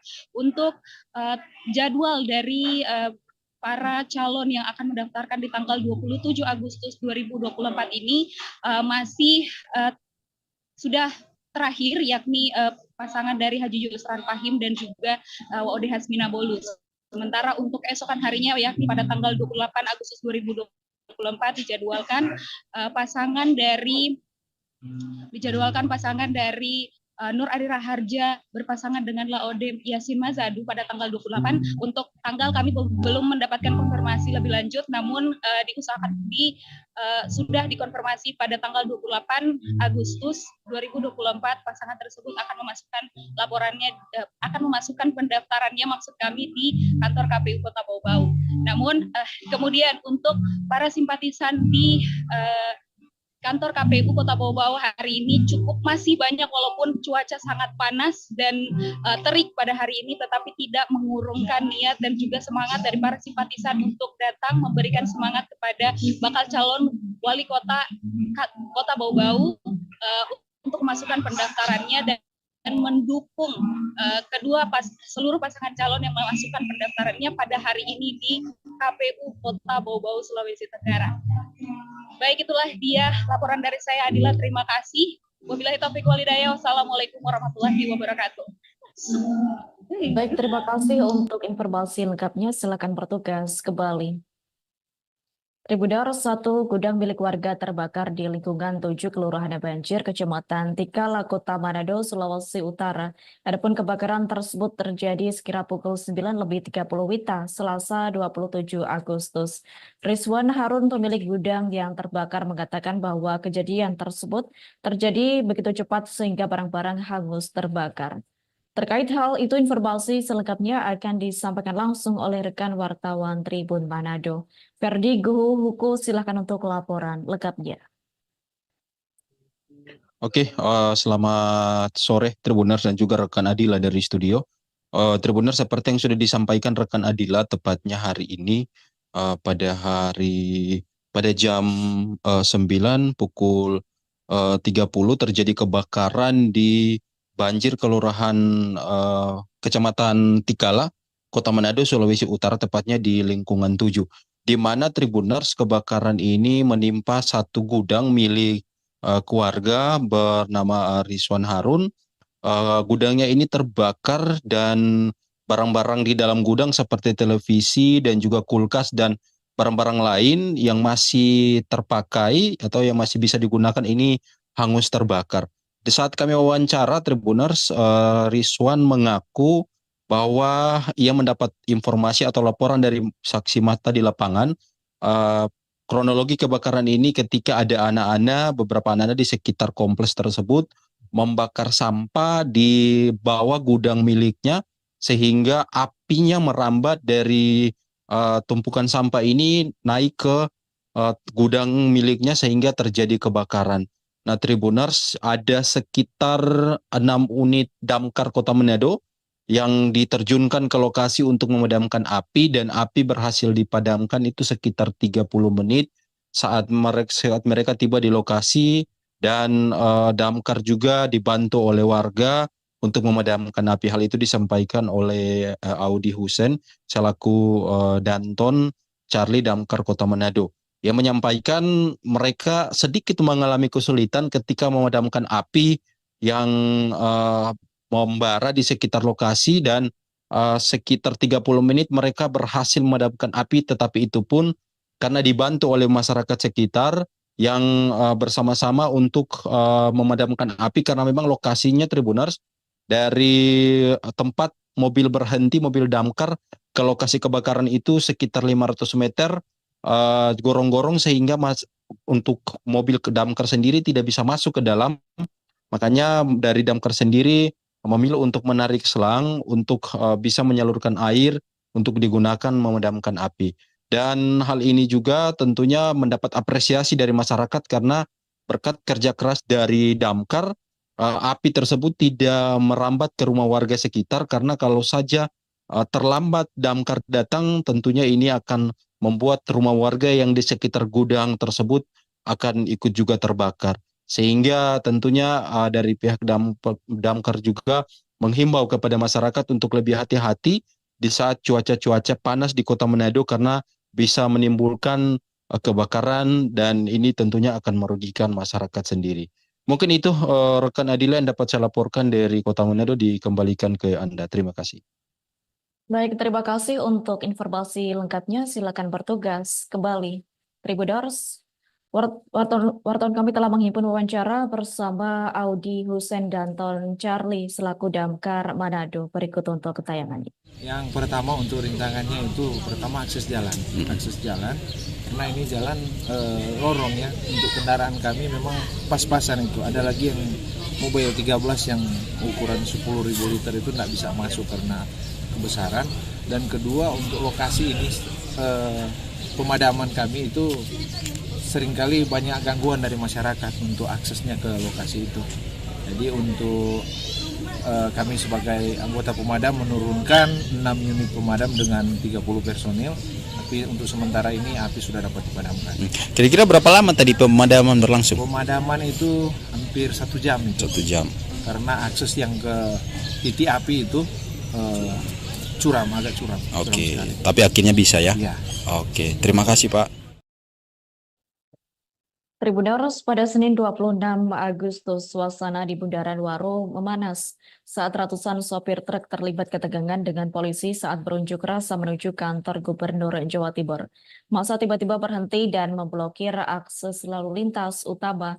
Diketahui pendemo awalnya berkumpul di Puspa Agro Sidoarjo, yakni mereka mengajukan izin untuk 100 truk, namun hanya 40 truk yang disetujui. Terkait hal itu, informasi selengkapnya akan disampaikan langsung oleh rekan wartawan harian Surya. Tony Herbawan, silakan untuk laporan lengkapnya. Baik, terima kasih rekan Nadila. Memang benar seperti yang disampaikan tadi, pada Senin 26 Agustus kemarin sempat terjadi ketegangan yang dimana terjadi di wilayah Bundaran Waru mengarah ke Surabaya, yaitu adanya ratusan supir truk yang sedang berdemo terlibat bersih tegang dengan polisi yang sudah bersiaga di jalur tersebut. Pemicunya adalah masa tiba-tiba dari kalangan supir truk ini berhenti dan memblokir akses jalan utama ya di jalan tersebut. Ada puluhan truk engkel saat itu, terus kemudian Fuso, ditambah lagi masih ada kendaraan mobil-mobil seperti minibus, yaitu seperti mobil Espas atau pickup yang juga masuk dalam barisan pendemo ini juga memblokade jalan sehingga terjadi kemacetan. Kemacetan terjadi yang saya kira kemarin itu cukup panjang, yaitu sekitar 200 meter. Pendemo ini awalnya informasinya berkumpul di daerah wilayah Puspa Agro, yang mana itu pusat perbelanjaan ya di Kota Sidoarjo. Sebelumnya mereka itu mengajukan izin untuk demo di Surabaya dengan 100 unit truk, kemudian yang disetujui adalah 40. Kemudian pada hari itu yang datang melebihi dari jumlah yang disetujui. Waktu itu yang terlibat dalam insiden bersih tegang antara polisi yaitu adalah Wakapolres Tabes Surabaya, yaitu AKBP Wimboko. Dia saat itu meminta untuk pendemo segera berjalan agar tidak terjadi kemacetan. Namun pihak pendemo maksud saya ini bersikukuh ya untuk memadati jalan sehingga adanya cukup gesekan yang dimana Bapak Wimboko ini sempat ditarik oleh pendemo hingga akhirnya para kasat, yaitu Kasat Lantas Polrestabes Surabaya AKB Arif Fasul Rahman terus menegaskan kepada pendemo ini jika tidak bergerak maka semua unit kendaraan akan ditilang. Tak lama kemudian massa mulai bergerak ke Jalan Ahmad Yani, membentangkan bendera merah putih di atas truk sekitar saya perkirakan waktu itu sekitar 100 meter ya. Ini cukup menjadi tontonan warga, terutama pengendara sepeda motor itu sempat berhenti memvideo aksi-aksi ini.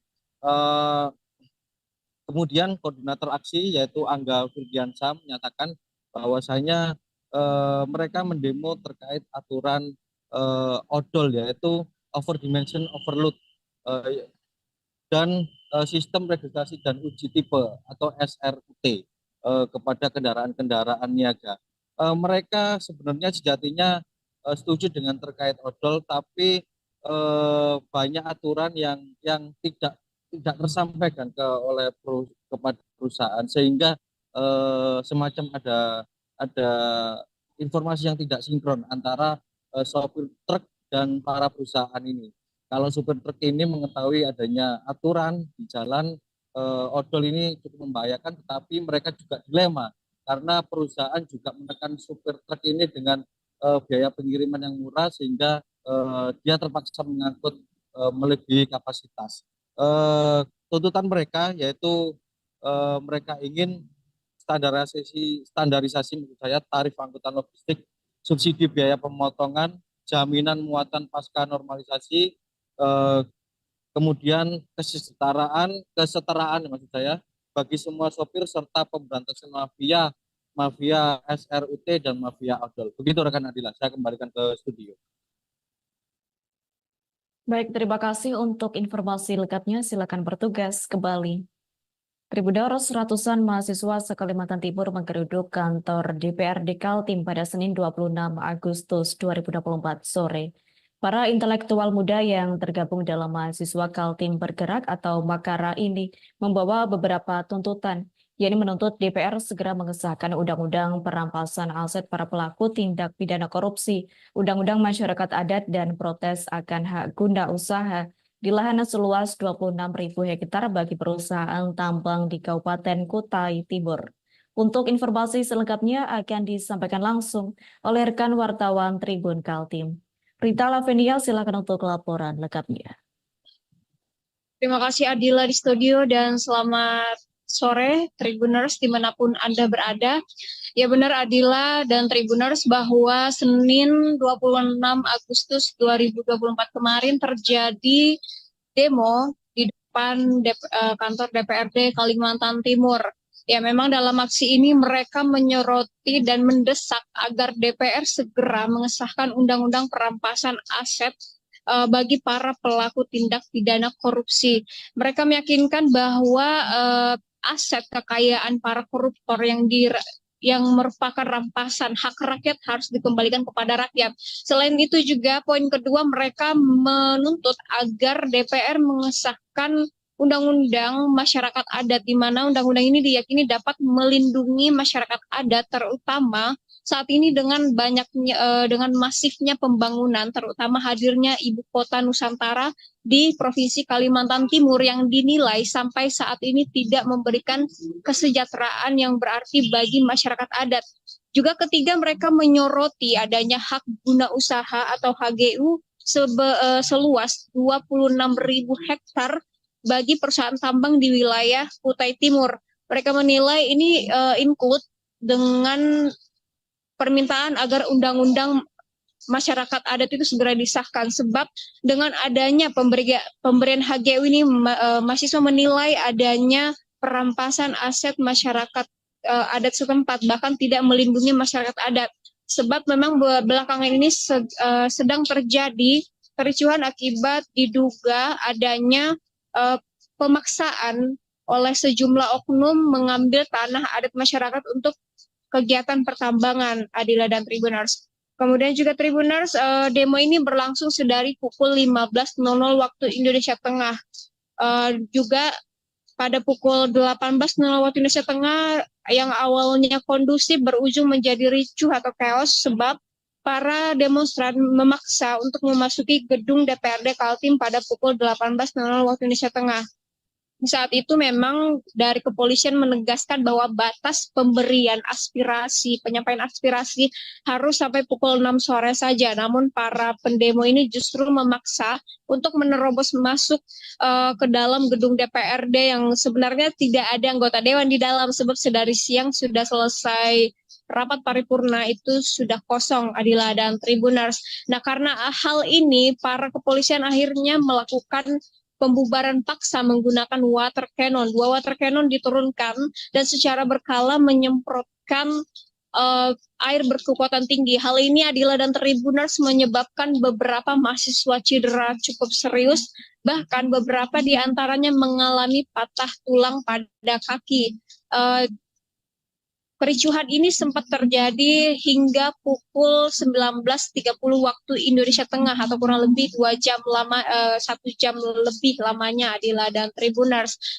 Para mahasiswa ini juga meskipun didorong mundur, namun mereka sempat bersikukuh untuk tidak ingin membubarkan diri sebab mengklaim bahwa banyak rekan-rekan mereka ditahan oleh pihak kepolisian. Hingga pukul 20.00 waktu Indonesia Tengah, para mahasiswa akhirnya sepakat untuk membubarkan diri setelah rekanan mereka dibebaskan. Juga memang Kapolresta Samarinda, Kombes Pol Arif Fadli menegaskan bahwa seluruh mahasiswa yang diamankan hanya untuk menghindari adanya provokator lanjutan yang menyebabkan kericuhan bertambah besar. Juga pihaknya meyakinkan tidak ada mahasiswa yang ditahan berkepanjangan dan saat ini sudah dipulangkan ke rumah masing-masing. Nah, terkait juga Tribuners Adila dan Tribuners dikatakan sempat terjadi adu fisik antara kepolisian dan mahasiswa. Hal itu juga dibuktikan dengan beberapa video yang beredar, namun Kapolres Samarinda Kombes Pol Arif Adis kembali menegaskan bahwa hal itu tidak benar terjadi sebab saat proses pemukulan atau pembubaran paksa pun para polisi anti huru-hara tetap menjaga kondusivitas dengan menjaga jarak aman antara mahasiswa pendemo dan petugas. Dan demo sendiri dipastikan berakhir pada pukul 20.00 waktu Indonesia Tengah, dan arus lalu lintas di sekitar perempatan Pengkawang hingga MT Haryono sempat lumpuh total akibat aksi saling dorong antara petugas dan mahasiswa ini. Hingga saat ini Tribuners kita belum mendapat informasi berapa pastinya mahasiswa yang mengalami luka patah tulang akibat aksi yang berujung chaos ini. Adila dan Tribuners, demikian yang bisa saya sampaikan. Baik, terima kasih untuk informasi lengkapnya. Silakan bertugas kembali.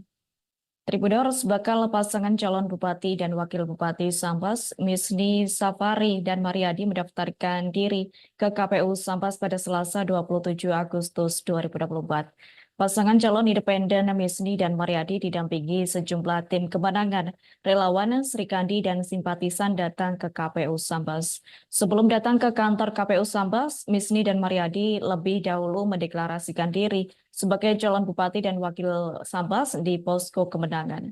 Terkait hal itu, informasi selengkapnya akan disampaikan langsung oleh rekan wartawan Tribun Pontianak. Imam Maksum, silakan untuk laporan lengkapnya. Baik, terima kasih Adila dan Tribuners dimanapun Anda berada. Dapat saya sampaikan informasi dari Kabupaten Sambas, Kalimantan Barat. Bakal pasangan calon bupati dan wakil bupati Sambas yang maju melalui jalur perseorangan atau jalur independen, Misni Safari dan Mariadi datang ke KPU untuk mendaftarkan diri sebagai bakal calon bupati dan wakil bupati Sambas dalam Pilkada tahun 2024. Pasangan Misni dan Mariadi ini menjadi pasangan yang paling pertama mendaftarkan diri ke KPU Sambas. Mereka tadi datang sekitar pukul 10 waktu Indonesia bagian Barat, didampingi oleh sejumlah tim kemenangan, relawan, simpatisan, dan juga serikat. Mereka juga mengenakan pakaian khas Melayu Sambas, kompak menggunakan pakaian tersebut, lalu disambut oleh jajaran KPU Sambas di sekretariat atau di kantor KPU Sambas di Kecamatan Sambas. Mereka juga datang diiringi dengan musik Tanjidor Sambas. Kemudian mereka juga diarak menggunakan mobil, kemudian sepeda motor, dan juga payung, ya, dipayungi seperti pengantin yang biasanya untuk khas pengantin di Sambas. Nah, sebelum itu juga mereka sempat mendeklarasikan diri di posko kemenangan di Balai Perjuangan Rakyat di Desa Saing Rambi.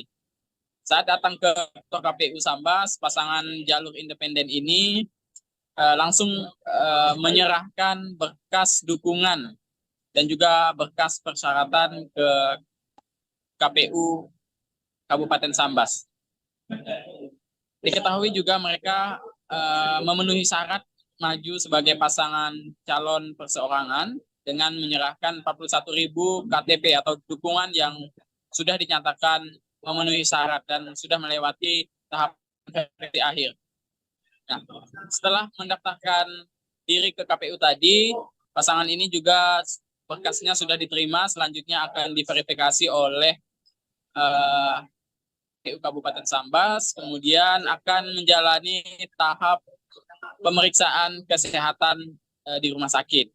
Nah, selanjutnya nanti KPU juga akan menetapkan, ya, apakah ini memenuhi persyaratan akan menjadi pasangan calon Bupati Sambas juga Wakil Bupati Sambas. Diketahui juga hari ini 15.00 waktu Indonesia bagian Barat, pasangan lain yaitu Bupati incumbent Satono dan juga Heroaldi akan mendaftarkan diri ke KPU nanti sore yang akan menyusul pencalonan Misni dan Mariadi. Selanjutnya pada 9 Agustus 2024 dijadwalkan yaitu Fahru Rofi dan Sabib juga akan mendaftar ke KPU Kabupaten Sambas. Sekian laporan langsung saya dari Kabupaten Sambas. Kembali ke Adila di studio. Baik, terima kasih untuk informasi lengkapnya. Silakan bertugas kembali. Tribuners, wartawan kami telah menghimpun wawancara bersama calon Bupati Sambas, yakni Misni Safari. Berikut untuk ketayangannya. Alhamdulillah seluruh media yang saya hormati, saya muliakan dan saya banggakan. Alhamdulillah hari ini kami tanggal 27 Agustus mendaftar di KPU dari jalur persorangan. Saya Misni Safari, bakal calon Bupati Sambas, didampingi oleh Bapak Haji Mariadi, bakal calon wakil Bupati Sambas. Terima kasih sebesar-besarnya kepada seluruh stakeholder yang hadir pada hari ini. Dan alhamdulillah kami memang sejak awal memilih Agus sebagai calon bupati ini dari jalur persorangan. Jadi alhamdulillah tahapan-tahapannya sudah diatur oleh KPU, sudah kita ikuti dan alhamdulillah berjalan dengan lancar sehingga hari ini kami bisa mendaftar ke KPU. Langkah selanjutnya sebelum penetapan nanti Pak, mungkin ada persiapan lain Pak sebelum penetapan. Iya baik, terima kasih. Langkah-langkah yang kami lakukan tentu kami harus mengikuti tahapan berikutnya. Tribuners, pasangan Nur Yasin dan Sumardan atau Nur Ramadan diiringi ratusan pendukungnya mendaftar ke kantor Komisi Pemilihan Umum Daerah Kabupaten Sumbawa Barat pada hari pertama yakni Selasa 27 Agustus. Para pendukung mengiringi pasangan Nur Ramadan dengan arak-arakan sepeda motor dan mobil. Tampak pasangan Nur Ramadan datang menggunakan baju hitam, baju putih didampingi istrinya masing-masing. Untuk informasi selengkapnya akan disampaikan langsung oleh rekan wartawan Tribun Lombok. Rozi Anwar, silakan untuk laporan lengkapnya. Oke, terima kasih Adela dan Tribuners. Tadi pukul jam 10 waktu Indonesia Tengah di KPU Kabupaten Sumbawa Barat, pasangan Nur Yasin dan Sumardan telah mendaftarkan diri di kantor KPU Kabupaten Sumbawa Barat pada hari pertama Selasa tanggal 27 Agustus 2024. Para pendukung mengiringi pasangan Nur Yasin Ramadan ini dengan arak-arakan sepeda motor dan mobil. Tampak pasangan Nur Ramadan datang menggunakan peci hitam, baju putih yang didampingi istrinya masing-masing.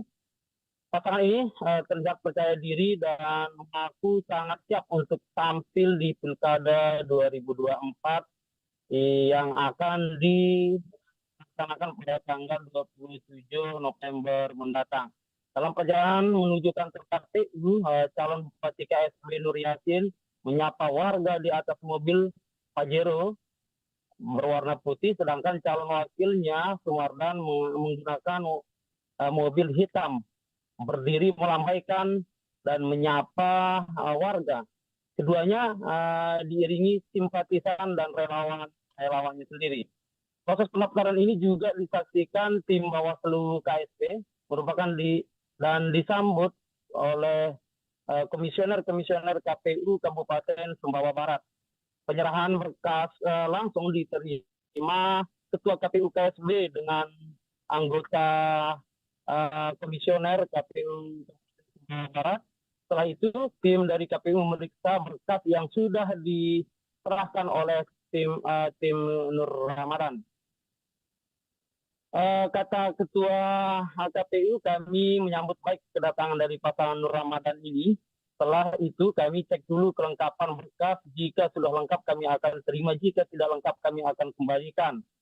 Calon independen ini atau perseorangan yang ada di KSB ini, Nur Ramadan, langsung diperiksa berkasnya oleh tim KPU Kabupaten Sumbawa Barat.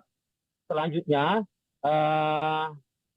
setelah pendaftaran berkas atau persyaratan untuk menjadi calon bupati dan wakil bupati Kabupaten Sumbawa Barat, selanjutnya pemeriksaan kesehatan calon bupati dan wakil bupati akan diperiksa di Rumah Sakit Umum Daerah Provinsi Nusa Tenggara Barat yang ada di Mataram. Nah, untuk informasi untuk hari ini hanya pasangan Nur Ramadan yang mendaftar untuk pertama kalinya. Terus untuk tanggal 28 Agustus besok, kabarnya akan mendaftar pasangan Alim Nasir yang akan mendaftar besok. Untuk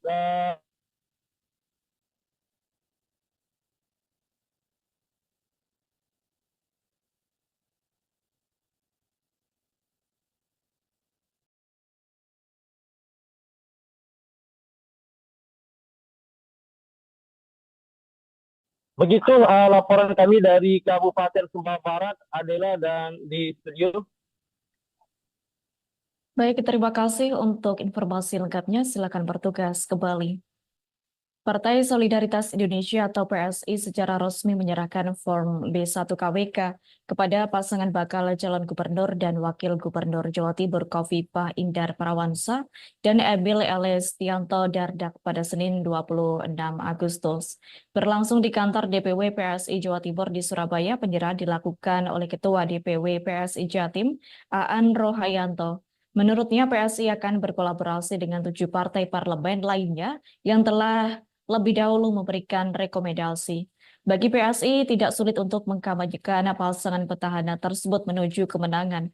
Menurutnya pasangan yang diusung partai dalam Koalisi Indonesia Maju ditambah Nasdem, PKS, dan P3 tersebut berpeluang besar maju dalam pilkada tanpa lawan. Mengingat hingga H-1 pendaftaran Senin 26 Agustus, belum ada keputusan soal calon yang diusung dari PKB dan PDIP. Menurutnya, Ketua Umum PSI Kaisang Pangarep akan ikut dalam proses kampanye di Jawa Timur. Di sisi lain, Khofifah berterima kasih atas rekomendasi tersebut. Diketahui dokumen ini menjadi salah satu persyaratan untuk mendaftar secara resmi di Komisi Pemilihan Umum Jatim pada Rabu 28 Agustus kelak.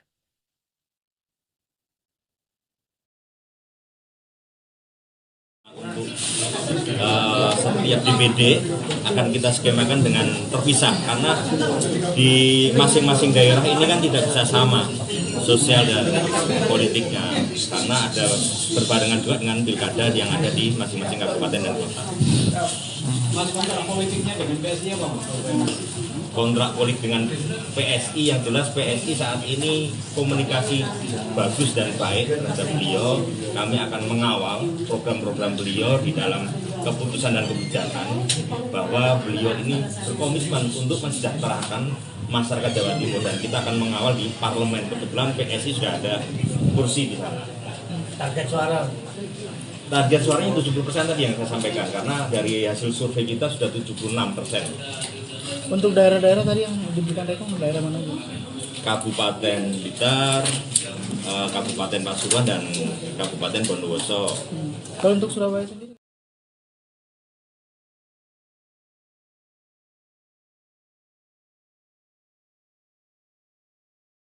Tribuners, sekitar 100 mahasiswa PMII demo di depan gedung DPR di Bojonegoro, turun di Jalan Veteran Perkotaan Bojonegoro pada Senin 26 Agustus 2024 sore hingga petang. Puluhan individu tergabung dalam komunitas sipil seperti Rakyat Bantu Rakyat atau RBR, kemudian Rabu menonton. Komisi Perempuan Indonesia dan PAN juga turut dalam demo tersebut. Masa demo yang mayoritas berpakaian serba hitam itu dikawal 100 polisi dari Polres Bojonegoro.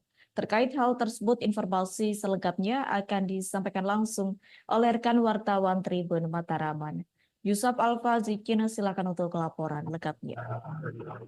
Baik, terima kasih Adila dan selamat siang untuk Tribuners semuanya. Jadi betul bahwasanya sekitar 100 mahasiswa dari Pergerakan Mahasiswa Islam Indonesia melakukan demo di depan gedung DPRD Bojonegoro turut Jalan Veteran Perkotaan Bojonegoro pada Senin 26 Agustus 2024 sore sampai petang. Puluhan individu tergabung dalam komunitas sipil seperti Rakyat Bantu Rakyat, Rabu Menonton, Komisi Perempuan Indonesia, dan Anak Pang juga turut dalam demo tersebut. Masa demo yang mayoritas berpakaian serba hitam itu dikawal sekitar 100 polisi dari Polres Bojonegoro. Kapolres Bojonegoro AKBP Mario Pahatinto juga mengawal langsung aksi tersebut. Mula-mula demo berjalan kondusif. Jumlah mahasiswa dan pemudi-pemuda yang maju menjadi orator atau agitator meledak-ledak namun santun dalam menyampaikan tuntutan. Isi tuntutan mereka yakni putusan terbaru MK tentang Pilkada 2024 harus dikawal, KPU dan KPUD harus mematuhi putusan terbaru MK tersebut, dan politik dinasti Jokowi harus berhenti. Lalu represivitas dan brutalitas aparat terhadap massa aksi harus di-stop. Seluruh demonstran di berbagai daerah yang ditangkap beberapa hari terakhir harus lekas dibebaskan. Juga kebebasan berpendapat dan berekspresi rakyat harus dijamin. Peraturan menyulitkan pembentukan parpol alternatif mesti dibredel dan eksploitasi alam harus berhenti. Danang, salah satu mahasiswa, dalam orasinya di demo ini menambahkan Pemkab dan DPRD Bojonegoro harus mengelola APBD secara serius dan bermanfaat langsung untuk rakyat. APBD Bojonegoro yang besar, kata dia, tak pernah terserap maksimal untuk kepentingan rakyat. Menurut dia itu sebuah kekeliruan dan menunjukkan bahwasanya Pemkab maupun DPRD Bojonegoro tidak becus dalam mengelola APBD. Rahul Oskara, salah satu orator dari Rakyat Bantu Rakyat, juga menuding Pemkab dan DPRD Bojonegoro tak berpihak kepada rakyat kelas bawah. Di alun-alun Bojonegoro misalnya, rakyat yang sedang berdagang selalu diusik. Dia menyebut pedagang di alun-alun Bojonegoro selalu kucing-kucingan dengan Satpol PP. Mestinya hal itu bisa dicarikan solusi yang baik yang tentunya berpihak kepada kepentingan rakyat. Selain Danang dan Rahul Oskara, sejumlah individu juga berorasi ya, Tribuners. Intinya mereka meminta tuntutan-tuntutan dipenuhi dan meminta DPRD Bojonegoro lebih melibatkan aspirasi elemen sipil. Menanggapi orasi-orasi demo itu, Syukur Priyanto dan Mitra Atin selaku anggota DPRD Bojonegoro 2024-2029 yang menemui massa nampak kewalahan. Keduanya ingin menerangkan namun ditolak. Massa demo tak ingin berdiskusi dengan Syukur Priyanto dan Mitra Atin saja. Massa ingin masuk ke dalam gedung DPRD Bojonegoro dan berdiskusi dengan segenap atau 50 anggota DPRD Bojonegoro.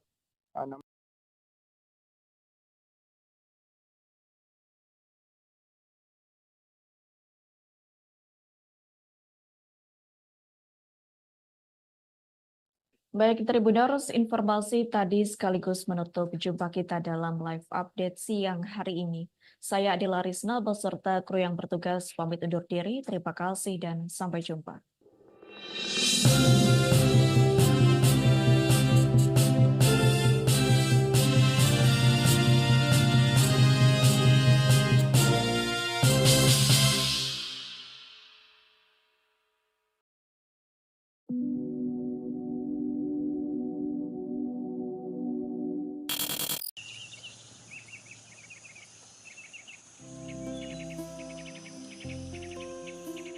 Kota Manokwari menyimpan tempat wisata alam yang ada di tengah kota, seperti misalnya Taman Wisata Alam Gunung Meja yang berlokasi di Jalan Brawijaya nomor 40 Manokwari Timur, Distrik Manokwari Barat, Kabupaten Manokwari. Taman Wisata Alam Gunung Meja memiliki luas 500 hektar dan berfungsi sebagai paru-paru kota Manokwari sejak zaman penjajahan Belanda dan Jepang. Taman wisata ini juga merupakan hutan lindung serta hutan penelitian. Kawasan wisata ini juga merupakan rumah bagi flora dan fauna yang cukup beragam.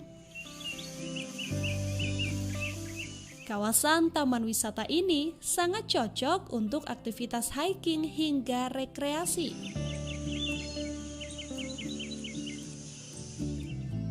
Taman ini pun buka setiap hari selama 24 jam.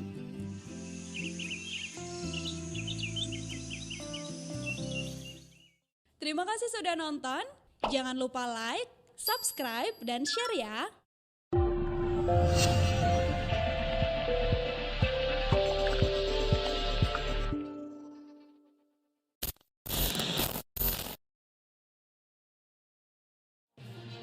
Live Update Tribun News. Kami hadirkan rangkaian informasi teraktual, laporan langsung dan update berita terkini dari seluruh penjuru negeri dari siang hingga petang.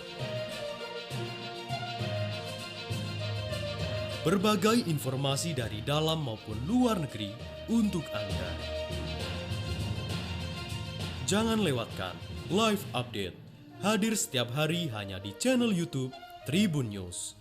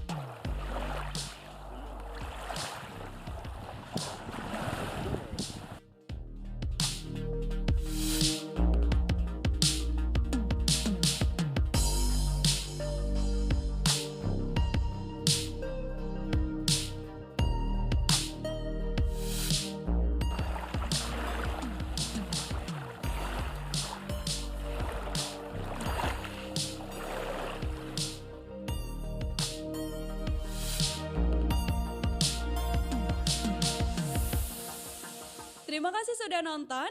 Jangan lupa like, subscribe, dan share ya.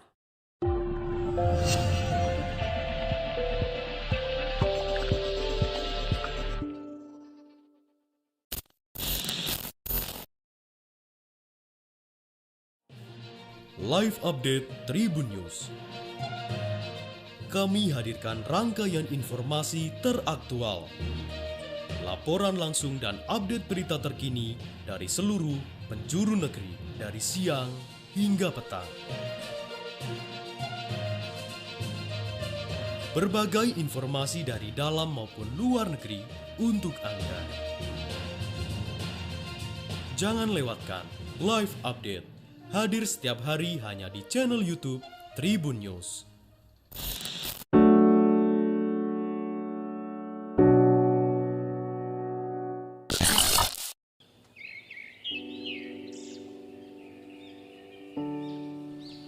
Ngarai Sianok adalah lembah curam atau jurang yang terletak di perbatasan Kota Bukit Tinggi, Kecamatan Empat Koto, Kabupaten Agam, Sumatera Barat.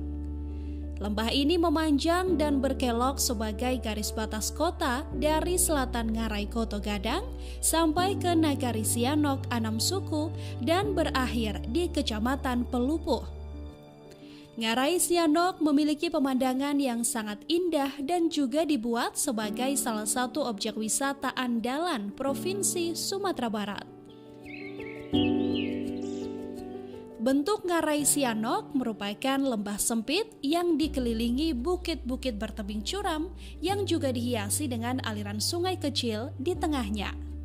Tebing tersebut memiliki ketinggian sekitar 100 meter, membentang sepanjang 15 km dan lebar kurang lebih 200 meter. Proses terbentuknya patahan tersebut menghasilkan sebuah kawasan yang subur dengan panorama yang indah. Kawasan ini mempunyai sebutan lain yakni lembah pendiam karena suasananya yang tenang dan juga damai. Karena masih alami, beberapa flora dan fauna juga terdapat di kawasan ini. Flora di kawasan Ngarai Sianok adalah bunga rafflesia dan tumbuhan obat-obatan. Sedangkan fauna yang terdapat di kawasan ini berupa macan tutul, monyet, siamang, rusa, babi hutan, hingga tapir dan juga kerbau.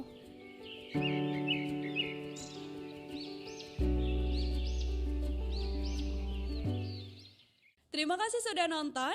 Jangan lupa like, subscribe, dan share ya.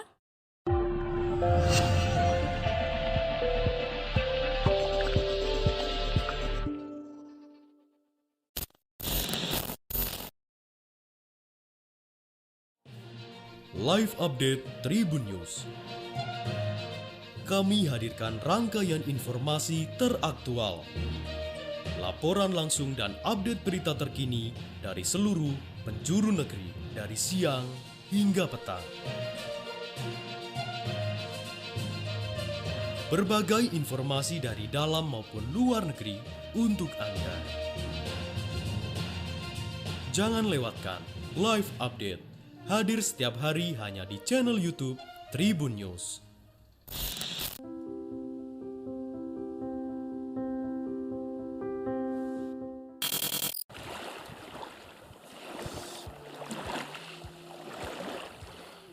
Pantai Bakaro yang terletak di distrik Manokwari Timur, Kabupaten Manokwari, Provinsi Papua Barat, memiliki potensi wisata bahari khususnya selancar ombak atau surfing.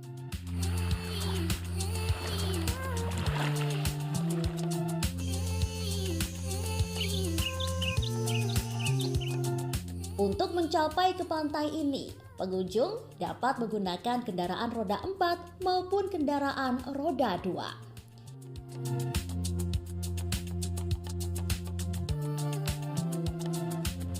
Deburan ombak halus disertai dengan angin sepoi-sepoi juga melengkapi pantai ini seakan menyambut kedatangan Anda.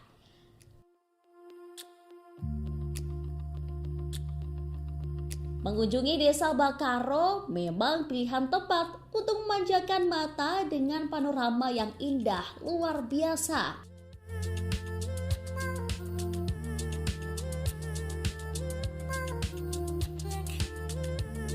Pantai Bakaro merupakan pantai yang sangat ramai dikunjungi oleh pengunjung mancanegara karena pulau ini terletak sangat eksotis dengan pemandangannya.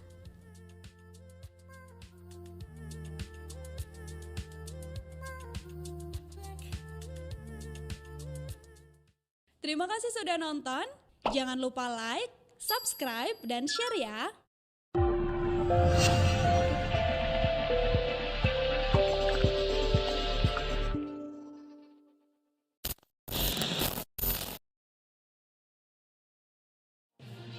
Live Update Tribun News. Kami hadirkan rangkaian informasi teraktual. Laporan langsung dan update berita terkini dari seluruh penjuru negeri dari siang hingga petang. Berbagai informasi dari dalam maupun luar negeri untuk Anda. Jangan lewatkan live update. Hadir setiap hari hanya di channel YouTube Tribun News.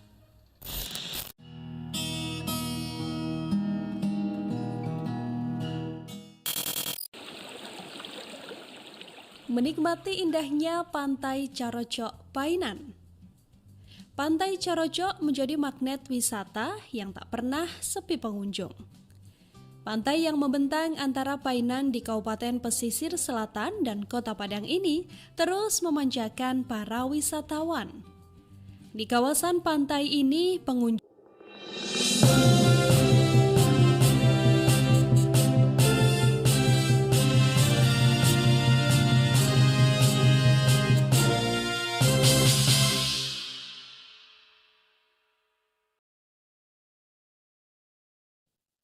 Halo Tribuners, Anda kembali menyaksikan live update Tribun News edisi Selasa 27 Agustus 2024. Akan kami sajikan sejumlah informasi terkini dari berbagai daerah di Indonesia. Bersama saya Justina Kartika, kita jelang live update sore selengkapnya untuk Anda. Pemirsa, mengawali berita sore hari ini, ketegangan mewarnai proses penggiringan Sekretaris Dewan Provinsi Bangka Belitung Babel Marwan dari kantor Kejaksaan Tinggi menuju ke Lapas Kelas 2A Pangkal Pinang pada Senin 26 Agustus 2024 malam hari. Marwan dijebloskan ke Lapas Kelas 2A Pangkal Pinang karena diduga terlibat kasus pemanfaatan lahan seluas 1.500 hektar oleh PT Narina Keisha Imani atau PT NKE. Ia ditetapkan sebagai tersangka bersama 4 orang lainnya setelah menjalani pemeriksaan di Kejaksaan Tinggi Babel. Untuk informasi lebih lengkapnya kita telah terhubung bersama rekan Adi Saputra, wartawan Bangka Pos. Rekan Adi, silakan laporan.